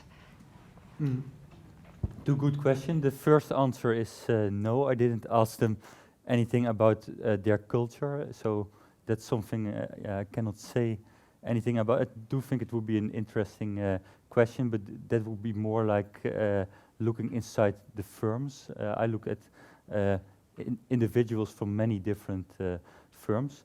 For the second question, like how can a counter-arguing mindset be trained? I think Christine has, in the area of professional skepticism, has a very interesting paper that says that professional skepticism is part attitude, which is and part mindset. So I think it can both be trained and it can be stimulated in a certain environment. So correct me if I'm wrong, Christine. Okay, thank you. I've been informed, Chris, you had a question? Can you, this is maybe with a hub somewhere in the middle. Oh, that's also, that's fine. Yeah. Hi, Chris Humphrey, University of Manchester. I'm just thinking on the issue of counter-arguments and skepticism, how significant is the task that you chose? And if you had a range of tasks, I'm just picking up on your last point, for instance, what if the counter-argument was, why are you counting sheep? So that's a good point. So, like, for my results, like, I cannot give the auditors, for instance, 5 tasks, because I think after these 2 tasks they were already tired of it. But I think it's quite significant that this type of task, why have I chosen this type of task? It's because it's a relatively simple and structured task, and these are the prime candidates to be automated as first. I think before the complex estimates get more automated, these simple tasks are firstly automated. Well, what, for instance, this perfect automation schema shows is that whenever there's like a lot of forecasting about the future, then people tend to trust technology less because the future is inherently uncertain. That's more in line with the algorithm aversion literature. So why skepticism in such a simple task? Yeah, I would say that skepticism is probably more important in difficult tasks, like a goodwill impairment test, or. But I think already here, like the amount of effort that's being spent, whether they blindly agree with the preparer or not, these are at least indicators of professional skepticism. Okay. Did it answer your question, or was there a part? Yeah, no, it's fine. I just think there's scope in terms of, you know, if you have a task that takes the auditor more out of the comfort zone, then that's where they really do have to look at what level of skepticism they have to apply. Mm-hmm. So maybe the more comfortable things, they're accustomed to a certain way of expressing themselves or reacting, but if you took them right out the comfort zone and challenge what they're doing, you know, you said how skeptical can they be about what they're doing, or do they, you know, the standard one, well, why did you do it? We did it because we did it last year. Yeah. You know, so. Yeah, I do see differences quite a bit in the time spent, for instance. So of course, it's an experiment, and it's a scenario in which they conduct. If they do not count any sheep, they're not punished by me. So maybe in an audit firm, there may be punishments for not doing the right job, so it may be closer to each other. But what I'm mostly interested in is the directional effects in be this stuff. another animal. Yeah. Thank you. Yeah, it's just for one question over there, or maybe here in the middle here. Maybe it's just over there, and then you. Ladies first. Yeah. Okay. Where's the box? Could you? Someone? Oh well. Yeah. Let's do. Let's try. Go. Hoppy, you are not that bad.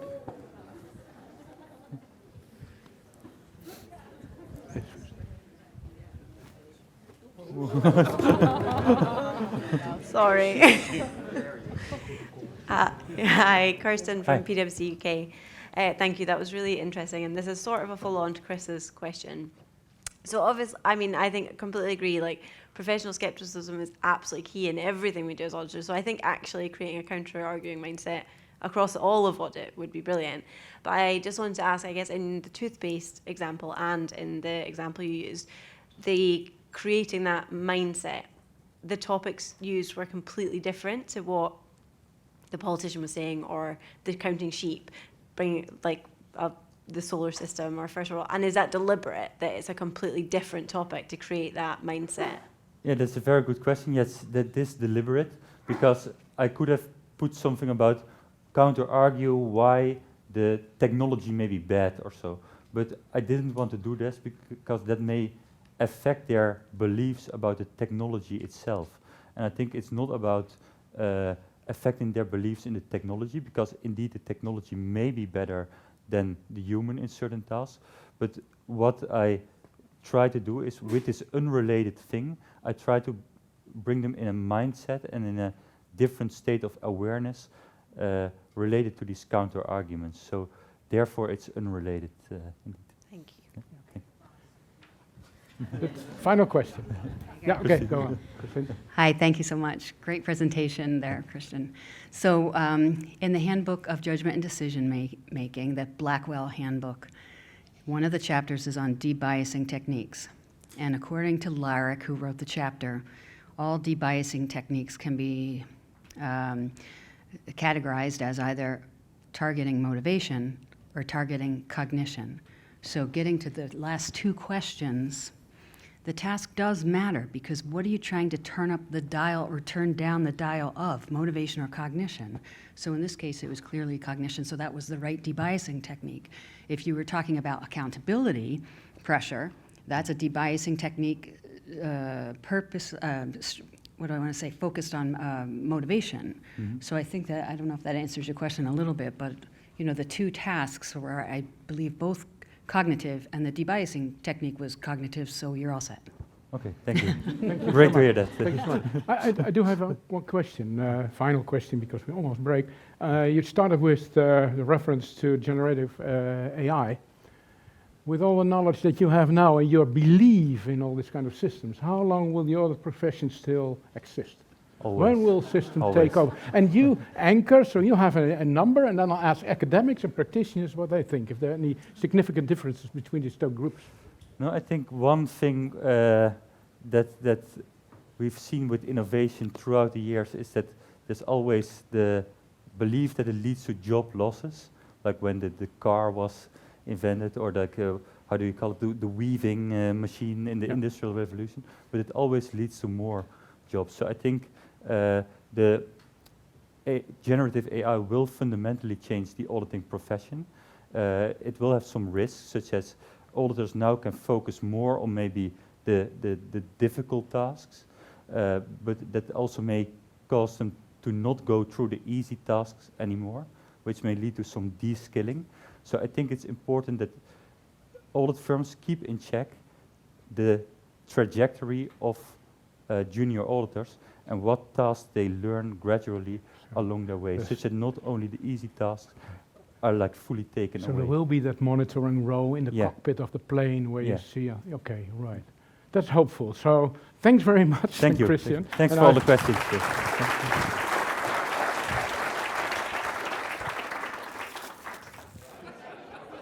There's one more session, so please take a seat, and you had your consumption and something to drink. So I think all necessities to survive this next hour are available. But yeah, I just talk and I don't have to raise my voice, because the idea is that in the end everybody will be silent. The only thing I have to do is to talk, and then it becomes silent. Sometimes it's just 30 minutes, sometimes somewhat later, but it should be, I think it's on. And oh, wait. Maybe this is better. Yeah. All right, I would like to start again. And I think that I don't have to raise my voice, because it's common that I just talk and then people become silent and think, what's he saying? I'm saying nothing. But I'm there. Did you look into the label you have on where your name is on? You can look, because I am a name badge with, and then a tomato or a chamomile, or it seeds inside. So you can take it home and then put it somewhere in the earth, and hopefully you will get some, whatever, vegetables. And if not, please deliver it to the organization here, because then they will start somewhere a big garden with all kinds of seeds. So please don't throw it away. That's my message. Okay, so that's something I shared. Put this one here. And I'm very honored to introduce to you the last speaker for today, plenary number 4, virtual audit teamwork. It links to what we just discussed about AI and IT developments, and then working, learning, and delivering high-quality audits virtually. So really emerging question and issue. And I think it really has some links with culture as well. And I'm very happy, and it's good that you are the last speaker. That's always, after a break, that Iver Wiertz is going to present. He's a PhD candidate at the Department of Accounting and Information Management at the School of Business and Economics in Maastricht University. And Iver, the floor is yours. Thank you very much. Okay. Good afternoon, everybody. I hope you can hear me, right? We do. Yes, perfect. I get a lot of positive confirmation from the back in the room. Yeah, I'm Iver. I'm from Maastricht University. Maybe you could put this something. Oh. Yeah. So I think it's better. There you are. It's even better now. Well, I like to consider Maastricht University the best university in Maastricht. And you were honored to introduce me, Wout. I am honored to be here and to be introduced as well. I have been participating in a more passive capacity in the last couple of years here at the FAR conference. And I was always sitting in the room, had all this wisdom imparted on me. And now the tables are turned. And I am very happy to share the work that I have been doing over the last couple of years with all of you. And I have to say, it's not my only work. It's not just me, right? I stand on the shoulders of giants, as they would say. So I have a lot of authors involved. Therese, Roger, and Anne are here today. I thank you for your supervision. Wim couldn't make it, unfortunately, but in spirit, he will be present today. And I thought, coming into this presentation, being the last one before dinner, I have a ravenous crowd. Everybody's incredibly hungry. People are still devouring their pears. And I thought I have to do something about, triggering you to stay with me for the length of this presentation. And I thought, you have the carrot and the stick. And I thought, let's talk about dinner, thus the carrot in this equation. So one of my favorite pictures in the world, for several reasons. First of all, this is a nice restaurant. This is El Bulli in Spain, very prestigious, acclaimed restaurant. Secondly, I like these restaurants because I have a very strong background in gastronomy. I used to work in this environment. And thirdly, and this is the reason why I include it today, for me this is a perfect metaphor for what teamwork is all about. In a kitchen, you have a lot of people working together towards, achieving this experience or this product that people will come and enjoy. And you see the fundamental principles of teamwork at play here. Here in the middle, you see basically the chefs combine the components of the dishes into something that's more than the sum of its components. In the front, you see the chefs. It's very easy to know that they're chefs. They have a white apron, the rest has a blue apron. And they're managing, they're leading, they're observing what's going on, and they're directing the flow of activities. And then on the right-hand side here, you have a gentleman who is literally looking over the shoulder of the chef to see what's going on and to benefit from their experience. And I think whether you're an academic or if you're a practitioner or you work for the regulator, I think you will recognize these elements of this picture in your daily job. Now, I thought I'm going to tell a bit of a story, and a good story has a bit of a villain as well. And I think I don't have to explain what this picture alludes to, right? I can still, feel what's going on here. Not only have we been impacted on a personal level by the COVID-19 pandemic and everything related to that, it has also meant a lot to us on a professional level. We still had to teach, we still had to regulate, we still had to also deliver an audit. And although it was a challenging time, right, it also taught us a lot, and it really challenged our way of doing things. So it made us, all as a population, very adaptive and innovative. And this development, right, has also impacted the auditing profession to really lead big firms to embrace this remote way of working, not just for the time being during the pandemic, but to really embed it in how work is done in general. Now that brings me back to this picture, right? So now knowing that we are working remotely a lot more, right? I think we should change this picture a little bit because it might no longer be reflecting what we're doing. I think this is maybe a little bit more what's going on. And you already get a little bit of the feeling what's going on. These gentlemen here in the middle, they can no longer collaborate, right? Or they can still collaborate, but really bringing these elements of this dish together or bringing the elements of your work together becomes a little bit more difficult. If you are managing, you no longer oversee directly the people that are working for you. There is a bit of a distance there. And God forsake, if you're trying to be this gentleman and trying to look over the shoulder of your superior to learn from them and to leverage their experience, that's very difficult when you're not sitting in the same room. And this is also, I think, something that we all recognize in our daily profession as well, that this is a little bit more difficult, that this brings a certain tension with it. And this tension between how we do teamwork and how we do teamwork now in a remote environment, that's what we wanted to zoom in on with our project. And that's why the project is called the way it is, because we're talking about how do we as auditors work in virtual teams, and how do we work and learn together, and how do we still deliver, the prestigious, product that we basically want to do. And with this project, we wanted to do two things. This is the what of the project, basically. On one hand, we wanted to understand what this impact is. Where does it manifest? Who is impacted? What are the stories being told? On the other hand, we also wanted to explain a little bit what we can do about this. So how is variation between teams created? And what are the mechanisms we can do to basically mitigate risks or to leverage the advantages?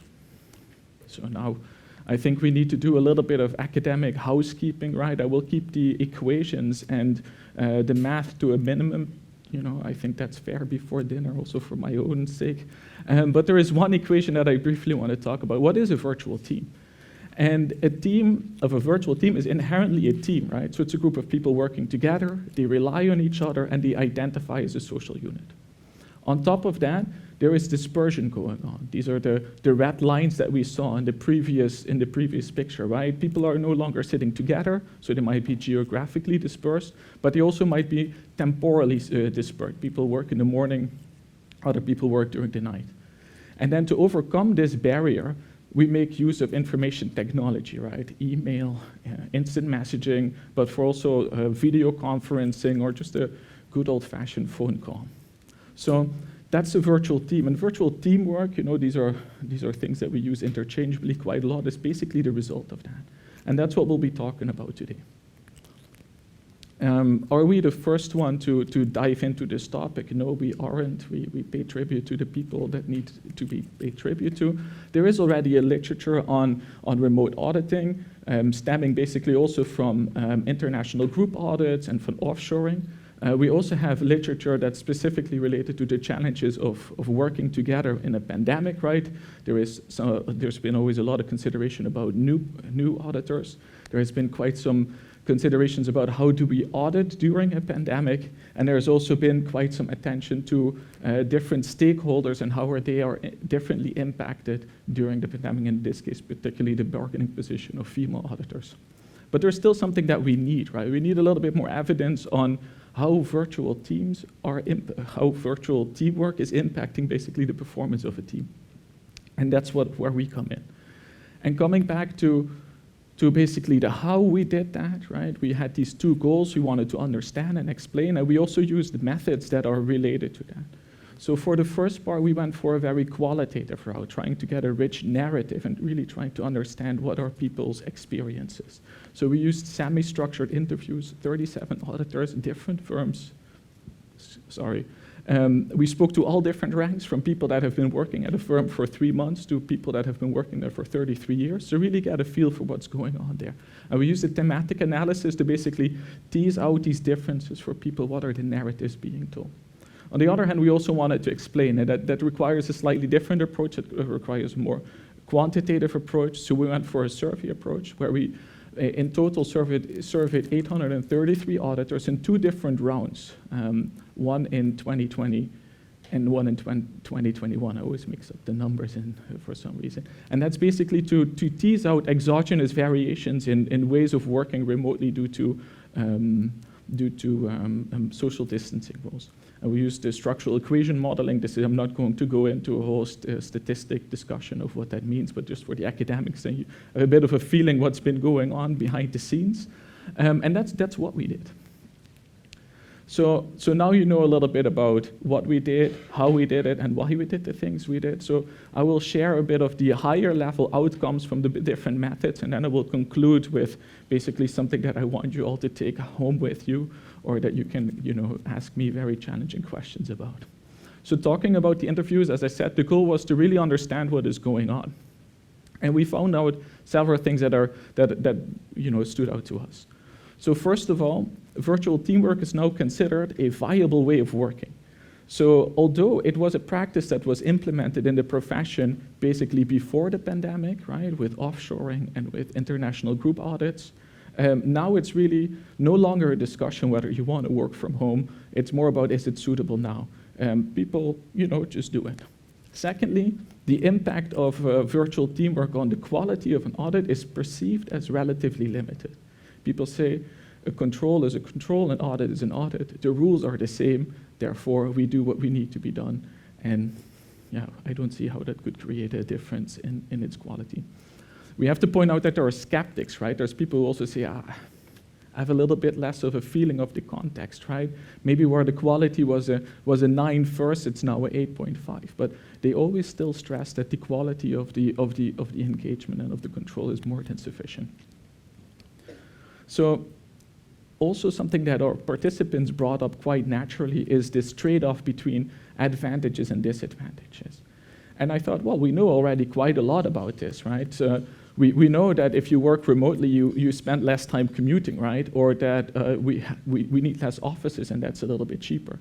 We also know that if we work remote, that we get a little bit less of this context, or for instance, that leadership struggles a little bit more. But once we really started talking and exploring how this trade-off is in this new understanding of virtual teamwork after the pandemic, we saw that the trade-off is a little bit more like this. Right? So it's a very complex thing, right? There's things now at play that we didn't really think about before, right? Oh, we see that our clients are better prepared because there is an agenda being sent beforehand. But we also see that people that work from home extended periods experience more exhaustion. And that's things that we didn't figure or that we didn't realize beforehand because we have a different setting and thus a different trade-off. Then something else we notice as well, and I think that's very important to point out, right? I mentioned, for instance, that female auditors are impacted differently when working remote. But we also see that the advantages and disadvantages manifest itself at completely different levels. We see that a lot of advantages are perceived at the firm level, basically, reduced carbon emission, lower cost. I think everybody will agree that that's nice. We also see that there's a lot of benefits at the individual level. When I spend a lot less time commuting, that's very good for my work-private balance. But we see that a lot of the tension or the conflict or the disadvantages manifest itself at the team level. So once we start combining all these inputs, once we start working together, we see that we are basically facing the negative consequences of virtual teamwork. And then also I said, like all the individuals, oh, that's all good. That's also not the case, right? It's a little bit more nuanced than that. We see that people with more independence, with more autonomy, generally have more rights to make decisions and shape the conditions of virtual teamwork so that it benefits them. So we also have to keep in mind that although a lot of the benefits are at the individual level, they might not manifest themselves the same for everybody as well. And that's something we'll come back on later as well. But it's just to keep in mind. I'm going to drink a little bit of water. There's very dry air here all of a sudden. So let's see. So those are the first insights we basically gained from our interviews. But to be honest, it doesn't stop there because we used our interviews to basically also inform our surveys later on because there was so much richness in this data, over 400,000 words of transcripts, that we picked up a lot of things that we thought we should incorporate into our survey as well. So first of all, virtuality, right? The virtual team or a co-located team or face-to-face team doesn't exist. Virtuality, the virtual nature of a team, is something that is a dimensional concept and it ranges. Even people that were working exclusively remote had completely different ways of working remote with a completely different way of that impacting the dynamics within the team. Secondly, we asked people, how do you judge whether a team is performing well? And our participants almost unanimously, difficult words, right? I still wanted to use it though. They all mentioned that teams that are performing well are sharing a lot of information, right? They're bringing the relevant facts to the table. They're also challenging each other. That's legitimately the word people use. Oh, we need to challenge each other. And then secondly, they're also creating new knowledge or a new understanding of the situation. And people are saying we're on the same page, we're playing the same match. And those are all behaviors that are related to team learning. So basically what we concluded from this is that teams that engage in team learning are actually considered to be doing a good job. And lastly, a lot of people mentioned that different leadership is required nowadays. A lot of people use the terminology spreadsheet leader. I don't know what that means, but I think you can make an educated guess of that. And it was actually mentioned that that was not the way to lead a virtual team. You needed to have much more emphasis for the people behind the task than just the task. It was no longer about just assigning tasks, but also checking whether everybody had the appropriate means to do so. So those were three notions basically from our interviews that we wanted to incorporate into our surveys. So, like we spoke about models earlier today and about how complicated they could be or how complex. This is a model I like. I don't think it's too complicated. But this is basically what we try to test. We try to see how this virtual nature of the team basically affected the performance of a team, and then we took a look at how these team learning behaviors and empowering leadership, what kind of role they played in that constellation. Now I know that maybe team learning behaviors is still a little bit abstract, so I try to clarify it a little bit by basically listing all of them. So you can take a look, there's a whole range, like learning from errors and reflection. But what literature tells us basically is that there's 3 that we should take particular attention to, that we should pay particular attention to. That's sharing of information, challenging the beliefs that we have, and then co-constructing new knowledge. And then that's kind of, we already foreshadowed that a little bit with the definition of success within teams. And it's nice to know that, practitioners and literature are on the same page for that. You might be wondering, Iver, what is empowering leadership, right? There is an abundance of leadership styles and leadership behaviors, but empowering leadership behaviors are basically geared towards sharing responsibilities and power within a team. And what you try to do as a leader is not only share that responsibility, but also make sure that people have the resources, both financially or whatever way you want to define it, but also mentally to deal with that, right? And it involves things like using the team's ideas and suggestion, but also leading by example, sets high standards for. So these are really things that focus on the person and way less on the task. So okay, so now you know what's going on here, right? I think we have clarified this. So as I mentioned, we did a lot of calculations with this, and we found out that in reality, basically, what's happening is a little bit like this. We see that as the virtual nature of a team increases, the performance of the team suffers, basically. But what we see is that team learning behaviors is a very powerful resource to overcome that barrier. And that we can stimulate team learning behaviors very much by displaying this type of leadership. Now, I think that's already a very interesting, takeaway. So what it shows us is that this virtual nature really matters, right? There is not one virtual team, there is not a remote team, but the way we organize this virtual way of working impacts what we do in the end. It also, once again, highlights the role of team learning. I think that's very obvious as well. And we also show that empowering leadership, really sharing these responsibilities and making sure that your team members have the capabilities of dealing with that responsibility is a great way of getting an audit that's of very high quality. So now we're going to talk a little bit about the wisdom that I want to impart on you, right? You now have seen basically why we got to this project, all the things that we found out, but we also can combine these insights a little bit, right? There is maybe some contrast to be gotten there.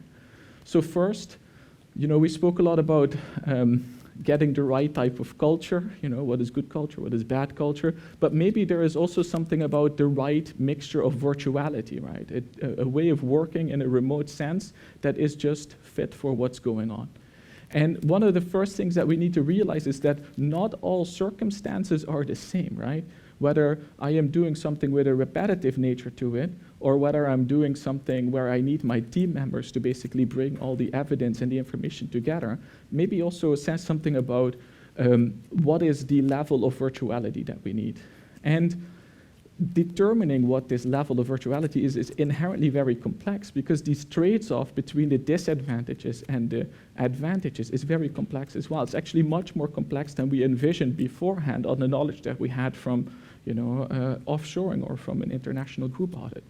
So finding the right mix of virtuality is an iterative process, right? It's not something that there is a policy, you follow the policy and you're good. You don't have to think about it, no.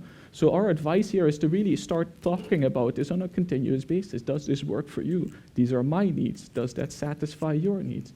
And we have to take into account all the different stakeholders that are at play here as well, right? My interpretation might not be your interpretation. And that's why this iterative process is very important.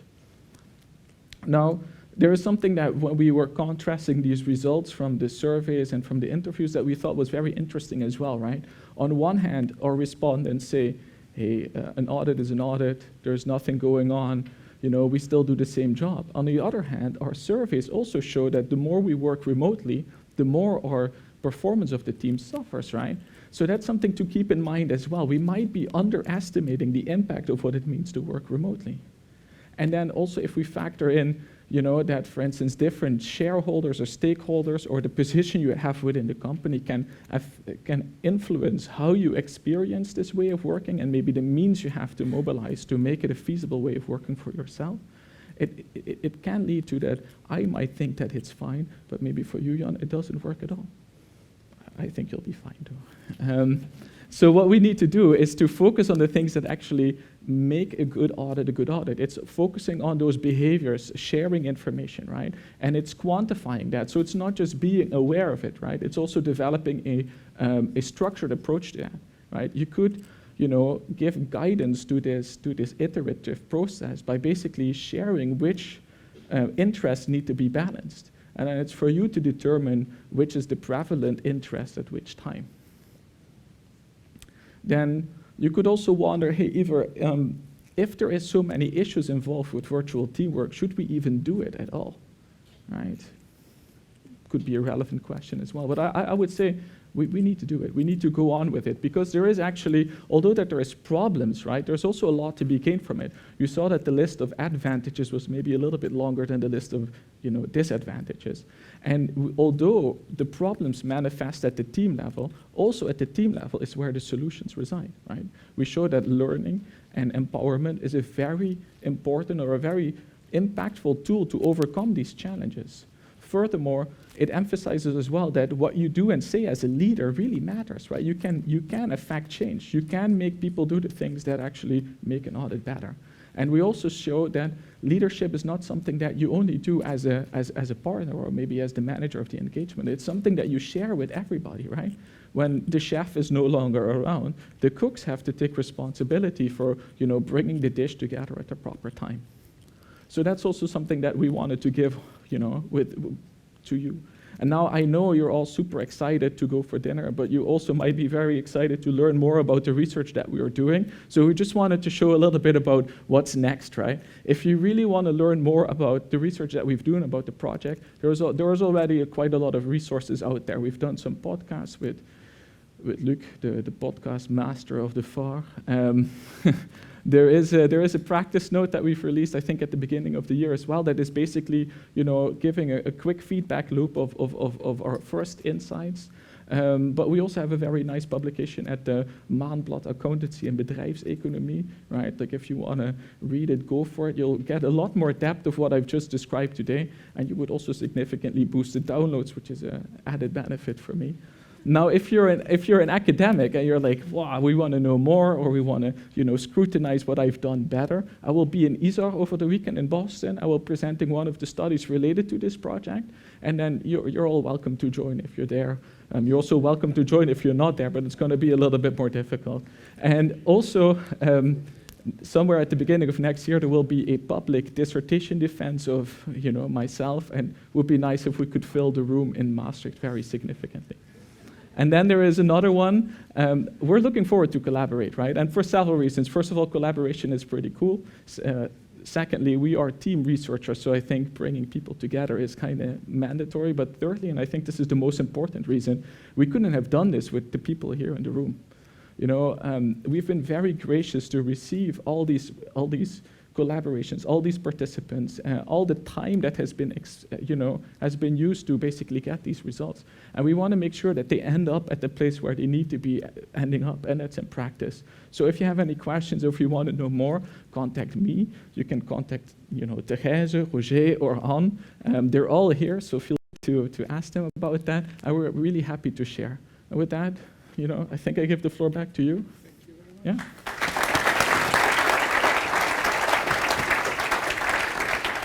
Let's see if there are any questions and you will answer. I will give it a try. That's how it works, okay. Right. So are there any questions? Oh yeah, okay, let's start here. Where is our box? The box is there, okay. Sure. Thank you for your excellent presentation. I really enjoyed it. That's good to hear. Yeah, that's good to hear. And especially your first figure. I really enjoyed it. And it's also a trigger for me. What's next? I would suggest to take into account the impact on the client situation, the auditing. Since also a reference to the first figure you showed us, I'm always thinking you should smell and get the smell of the place. Here, yes. you miss the smell. And I think knowing the client, knowing the industry, and of course virtual you can do a lot of things, no misunderstanding, but it is so important to be present. It's also one of the tools we have in our box, in our toolbox. But I take together in one word, smell. And especially when you have a new client, when you are not familiar with what's happening over there, that is, you can't miss it. And of course, I fully accept that there are boundaries looking to your research project, but I think this is very important to embed it in further research. Thank you. Well, I don't know if that was a question per se or an observation, but a little bit maybe on the barriers of what we've observed, right? I am not here propagating the cause of virtual teamwork, right? Our main goal was to really understand what is maybe these barriers, right? And you mentioned a setting that where I think virtual teamwork is not very appropriate, and it's indeed when you have a new client, right? You don't know the company, you don't know the processes, and indeed there you need also a little bit of the couleur of the room or the smell of the place, as you might say. And this is something that has been universally recognized in our sample as well. Also something that basically from people that were working at the firm like 1 or 2 years, they said like, yeah, I don't think this really works for a new client. We need to also be there. But you also see that there's clients where you have a lot more of the social capital, where you know what the processes are, right? And there, the necessity to basically go to the client actually, I wouldn't say diminishes, right? But you could get away with it to a certain extent. And then you can unlock a lot of the benefits at the same time as well, right? So if there is a client who you know very well, whose processes you're very aware of, right? Maybe you've audited them before. Why would you still have to, go there for every single meeting? Maybe then just for every single meeting, but also for the existing clients, I think it is very important. Yeah, you still want to maintain the relationship, right? And we also had people, and I think this is something that it only came across once, right? And I thought it was very interesting. It was about context, but it was also about a justification of the services that's being provided, right? After a long process, all of a sudden there is a big bill basically, and it needs to be paid. And if you never see your accountant, or if you never see what's going on, people might be wondering what's going on there as well. And I think just having your finger on the pulse is very important. And I am in no way saying that we should get rid of that, right? I think we should leverage where it's possible. Yeah. Well, thank you very much. I really enjoyed the presentation. So my question is to do with the audit process itself. Mm-hmm. So when I look at other literatures that has also looked at remote work, one of the findings of the literature is that when it comes to creative work, and that was done in an IT environment, not here, but when it comes to creative work, as well as cooperation, which is key in audits, I would say, but creativity is too, I would say, that then actually the performance really goes down. So when you do the work virtually versus that you conduct the work as a team, sitting together like your kitchen example, the work is better and faster. So I mean, I think it's a trade-off, right? In the end, but when we think of audit quality, would you then, given the findings, still say, well, if I create this learning environment, I have sufficient faith that will compensate for that effect, namely that that finding in the IT industry, that when it comes to creativity and cooperation, right? That then you have lower performance in the end. Mm-hmm. Thank you, Jan. I'll have to think about that a little bit because so first observation and comeback, we didn't assess audit quality for whatever proxy you might use, right? What we use is the performance of the team, and that's basically. I wouldn't say that's a proxy for audit quality, but I do find that it's likely that a team that functions better provides a better service, and all else equal, that might result in a better quality audit. So first, I have to say that actually on the effect of virtual teamwork on innovation, for instance, there are some mixed results actually. So it's not uniformly good or bad. So we see that there are certain circumstances, for instance, also in programming teams, that when you work remotely, it's actually easier to share something, right? Because you feel a little bit, you're not directly confronted by somebody. So if you want to challenge the status quo within the team, it becomes a bit easier. But then indeed, when you really have to bring the knowledge of multiple people together and really have a bit of a debate or a discussion about that, we also see that when you do that remotely, there is less iterations of asking questions, for instance. I don't know. I don't know if I'm done with answering my question, but if you think I am, then go for it. Yeah. Just a question. Is this virtual only within the team, within the audit firm, or are the clients connected as well? Well, so when we go to the survey part of our study, right, that's really within the team right? Within the interviews, basically, we have reasons to believe that there is also, dispersion between the auditor and the client, for instance. And there are some things, indeed, one of the things that people miss out is the context, right? That's basically considered as the main thing that you're missing out on. But there is a lot of positive there as well. So what they say is that a lot of the meetings are much more to the point. They're much more oriented. They're much more formalized as well. And that actually speeds up the process a lot, but it does come at the expense of the context. Right. And when it comes to an empirical measure of the dispersion between we didn't include that. Right. Yeah. Thank you very much. All right. Iver, thanks for the presentation. My name is Roderick, work in PwC National Office. A couple of slides back, I saw an R-square of about 0.72, I think. For the people who aren't in the statistics, it's the explained variance. Was it correct that it was the explained variance of team performance? Yeah. So was it then that the 72%, the variance of that was explained by the virtuality and it was the learning behaviors, right? Yes, and the empowering leadership behaviors as well. So I don't want to turn it into too much of an empirical discussion, but this is the R-square, not the adjusted R-square, because in structural equation modeling it's very difficult to discount for all the indicators that are there. So that's a relatively high R-square, so we explain a lot of the variation. And this is not dissimilar to what we've seen in other studies, right? So team learning behaviors in particular are really seen as this gateway to team performance. And so I am not surprised with that, but it only shows how much of the differences between teams that we've been able to capture with this model, right? That was indeed my question, what your thoughts were on the height of the number. What do you argue, maybe also with your other researchers, what the other factors might be? Basically, what stays out of basically the remaining 28%.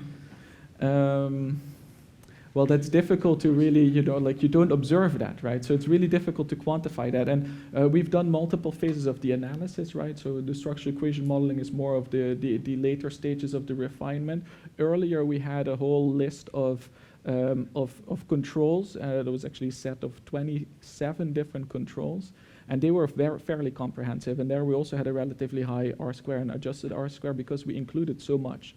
So I would say if you can think of, one of the, something that was not included in those 23 factors, right? I would think it is very difficult to really think of that because we already thought of quite a lot. Yeah. Right. Yeah. Thanks. Thank you. Iver, we go this side. Yeah, sure. Sure whatever way you want to go. Yeah. I will join you a little bit as well. Let's have a look here. Yeah. Let's see what's happening. A lot of hands. Where's the box? Okay. Maybe Remco, you start out. Thank you, Iver. My name is Remco Rennes. I work at Nijrode on this beautiful estate. Your research, and just in anticipation of your black hole you will fall in when you graduate next year, because your research is into virtual teams in auditing, and a lot of the trigger effect was maybe Corona for remote working, and it's not too negative your findings on the profession. However, how does it work? Will it work when also, as from this year, the first companies will have to commence sustainability assurance providing. And in sustainability assurance work, that cannot be done virtual because understanding the business is one and site visits is two. I think also Hans mentioned it. How does the client react? So maybe you have an initial thought on it, maybe at least not a research project, but how does it, how will it be applicable also for sustainability assurance, virtual? Well, thank you for I'll once again have to think about that a little bit as well, right? Because first of all, the setting is different, right, as you already mentioned. So I'll try to leverage what we know and potentially speculate a bit about what we could take into that. And what you basically say is that the nature of this task is so different that we have to be there, right? So we cannot do that from home. And I agree, you know, I will take your words at face value. You strike me as much more knowledgeable on this than I will ever be, most probably. But what I think is that, well, maybe that part of the audit cannot be done remote, right? But there might still be efficiencies that we can gain, right, from not having to all go there, for instance. There will also, you know, then in the other part of the auditing work, we also see that individual productivity increases, for instance, and also that people, you know, can structure their work a little bit more effective, right? So maybe the productivity gains that we gain on one side, we could then, you know, like utilize on the other hand, right? We've seen that quite a bit, this trade-off effect. People drive less, but they use that gained productivity to do the things they need to do. So I think that might already be something. And then there is also another thing that I think that might be relevant to take into consideration, because during the pandemic, right, people couldn't go on site visits as well. But there's still you know, like if you want to verify an inventory, right? That's generally something you do in real life. I'm checking here, yes. But there were very creative ways around that, right? That was not me. I think it was okay. Yes. Go on. Yeah, so for instance, I spoke to people who were involved in the building sector, right? And there you have a lot of big projects that need to be controlled. And it was really not possible to go there. But what they did is they got drones and then flew around the project, right, to see what's going on, right? So I'm not saying that's not technically virtual teamwork, right, but that is at least leveraging technology. Drones will become member of the teams. Yes? Yes. How do we communicate with those? I don't know. With your iPhone. Ah, okay. Okay, no problem. And thanks very much. Oh, yeah, there was another question as well. Another question yes. over there, yeah.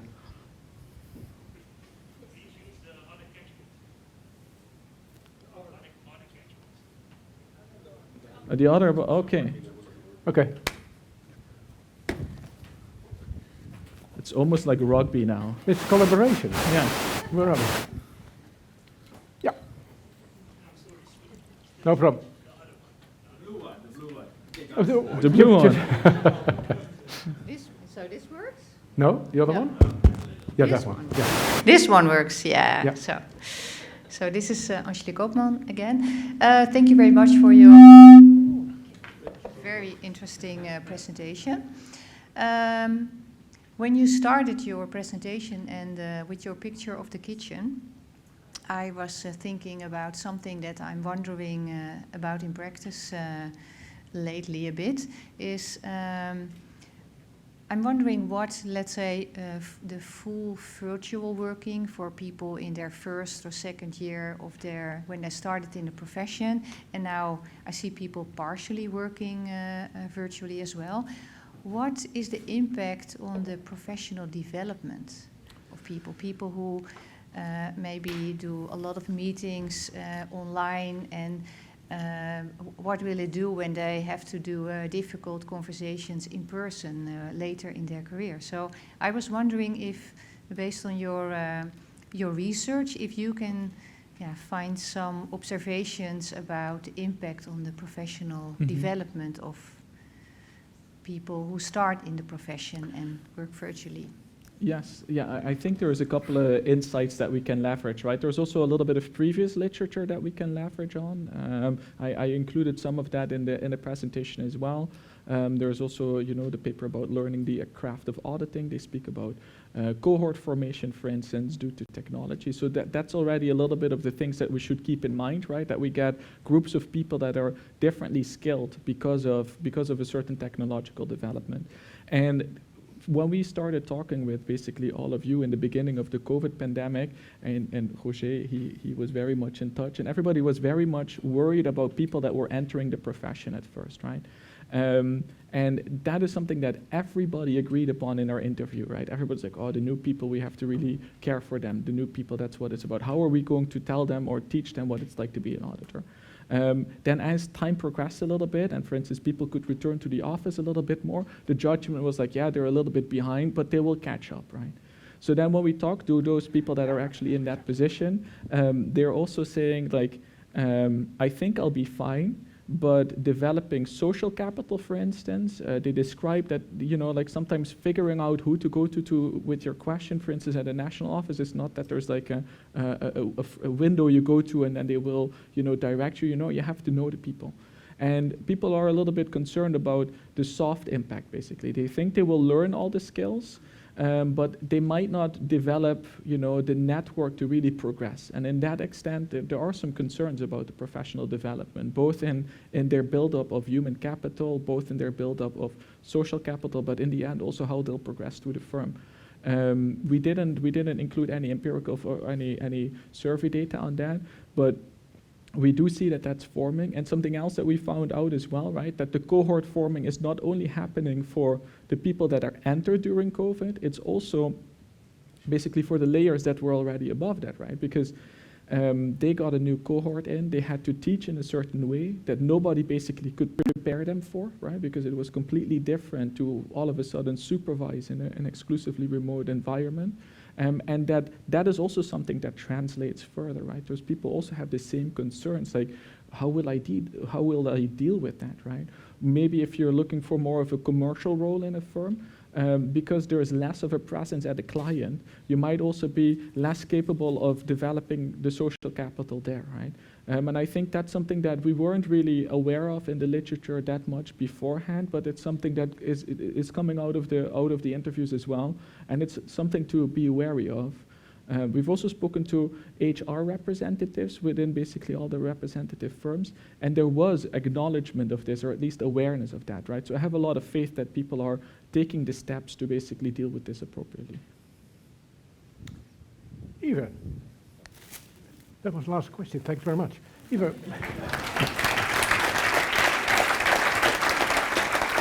Wait. You started your presentation and you referred to the fact that you were sitting there in previous sessions or conferences. Yes. I think you were a very good observer because you did very well. Thank you very much. Right. And there's one other remark too. One is time control, because you should stop at 20 after, so that's correct. The other thing is what you did is to market. You marketed your research and asked people that they could find everything about on all kinds of sites. I want to say here that from FAR perspective, everything, especially the presentations of the research, that this information all available on the FAR website, in practice notes and in podcasts, etc. So if you want to know more, please visit the FAR website. And for now, I would like to close this session because it's exactly the right time and invite you to have dinner and evening drinks in a restaurant de la Quai. And I think you can. Sorry? I think you just go on the premises here and in the end you'll find something to eat. Okay, enjoy your eve and hope to see you tomorrow.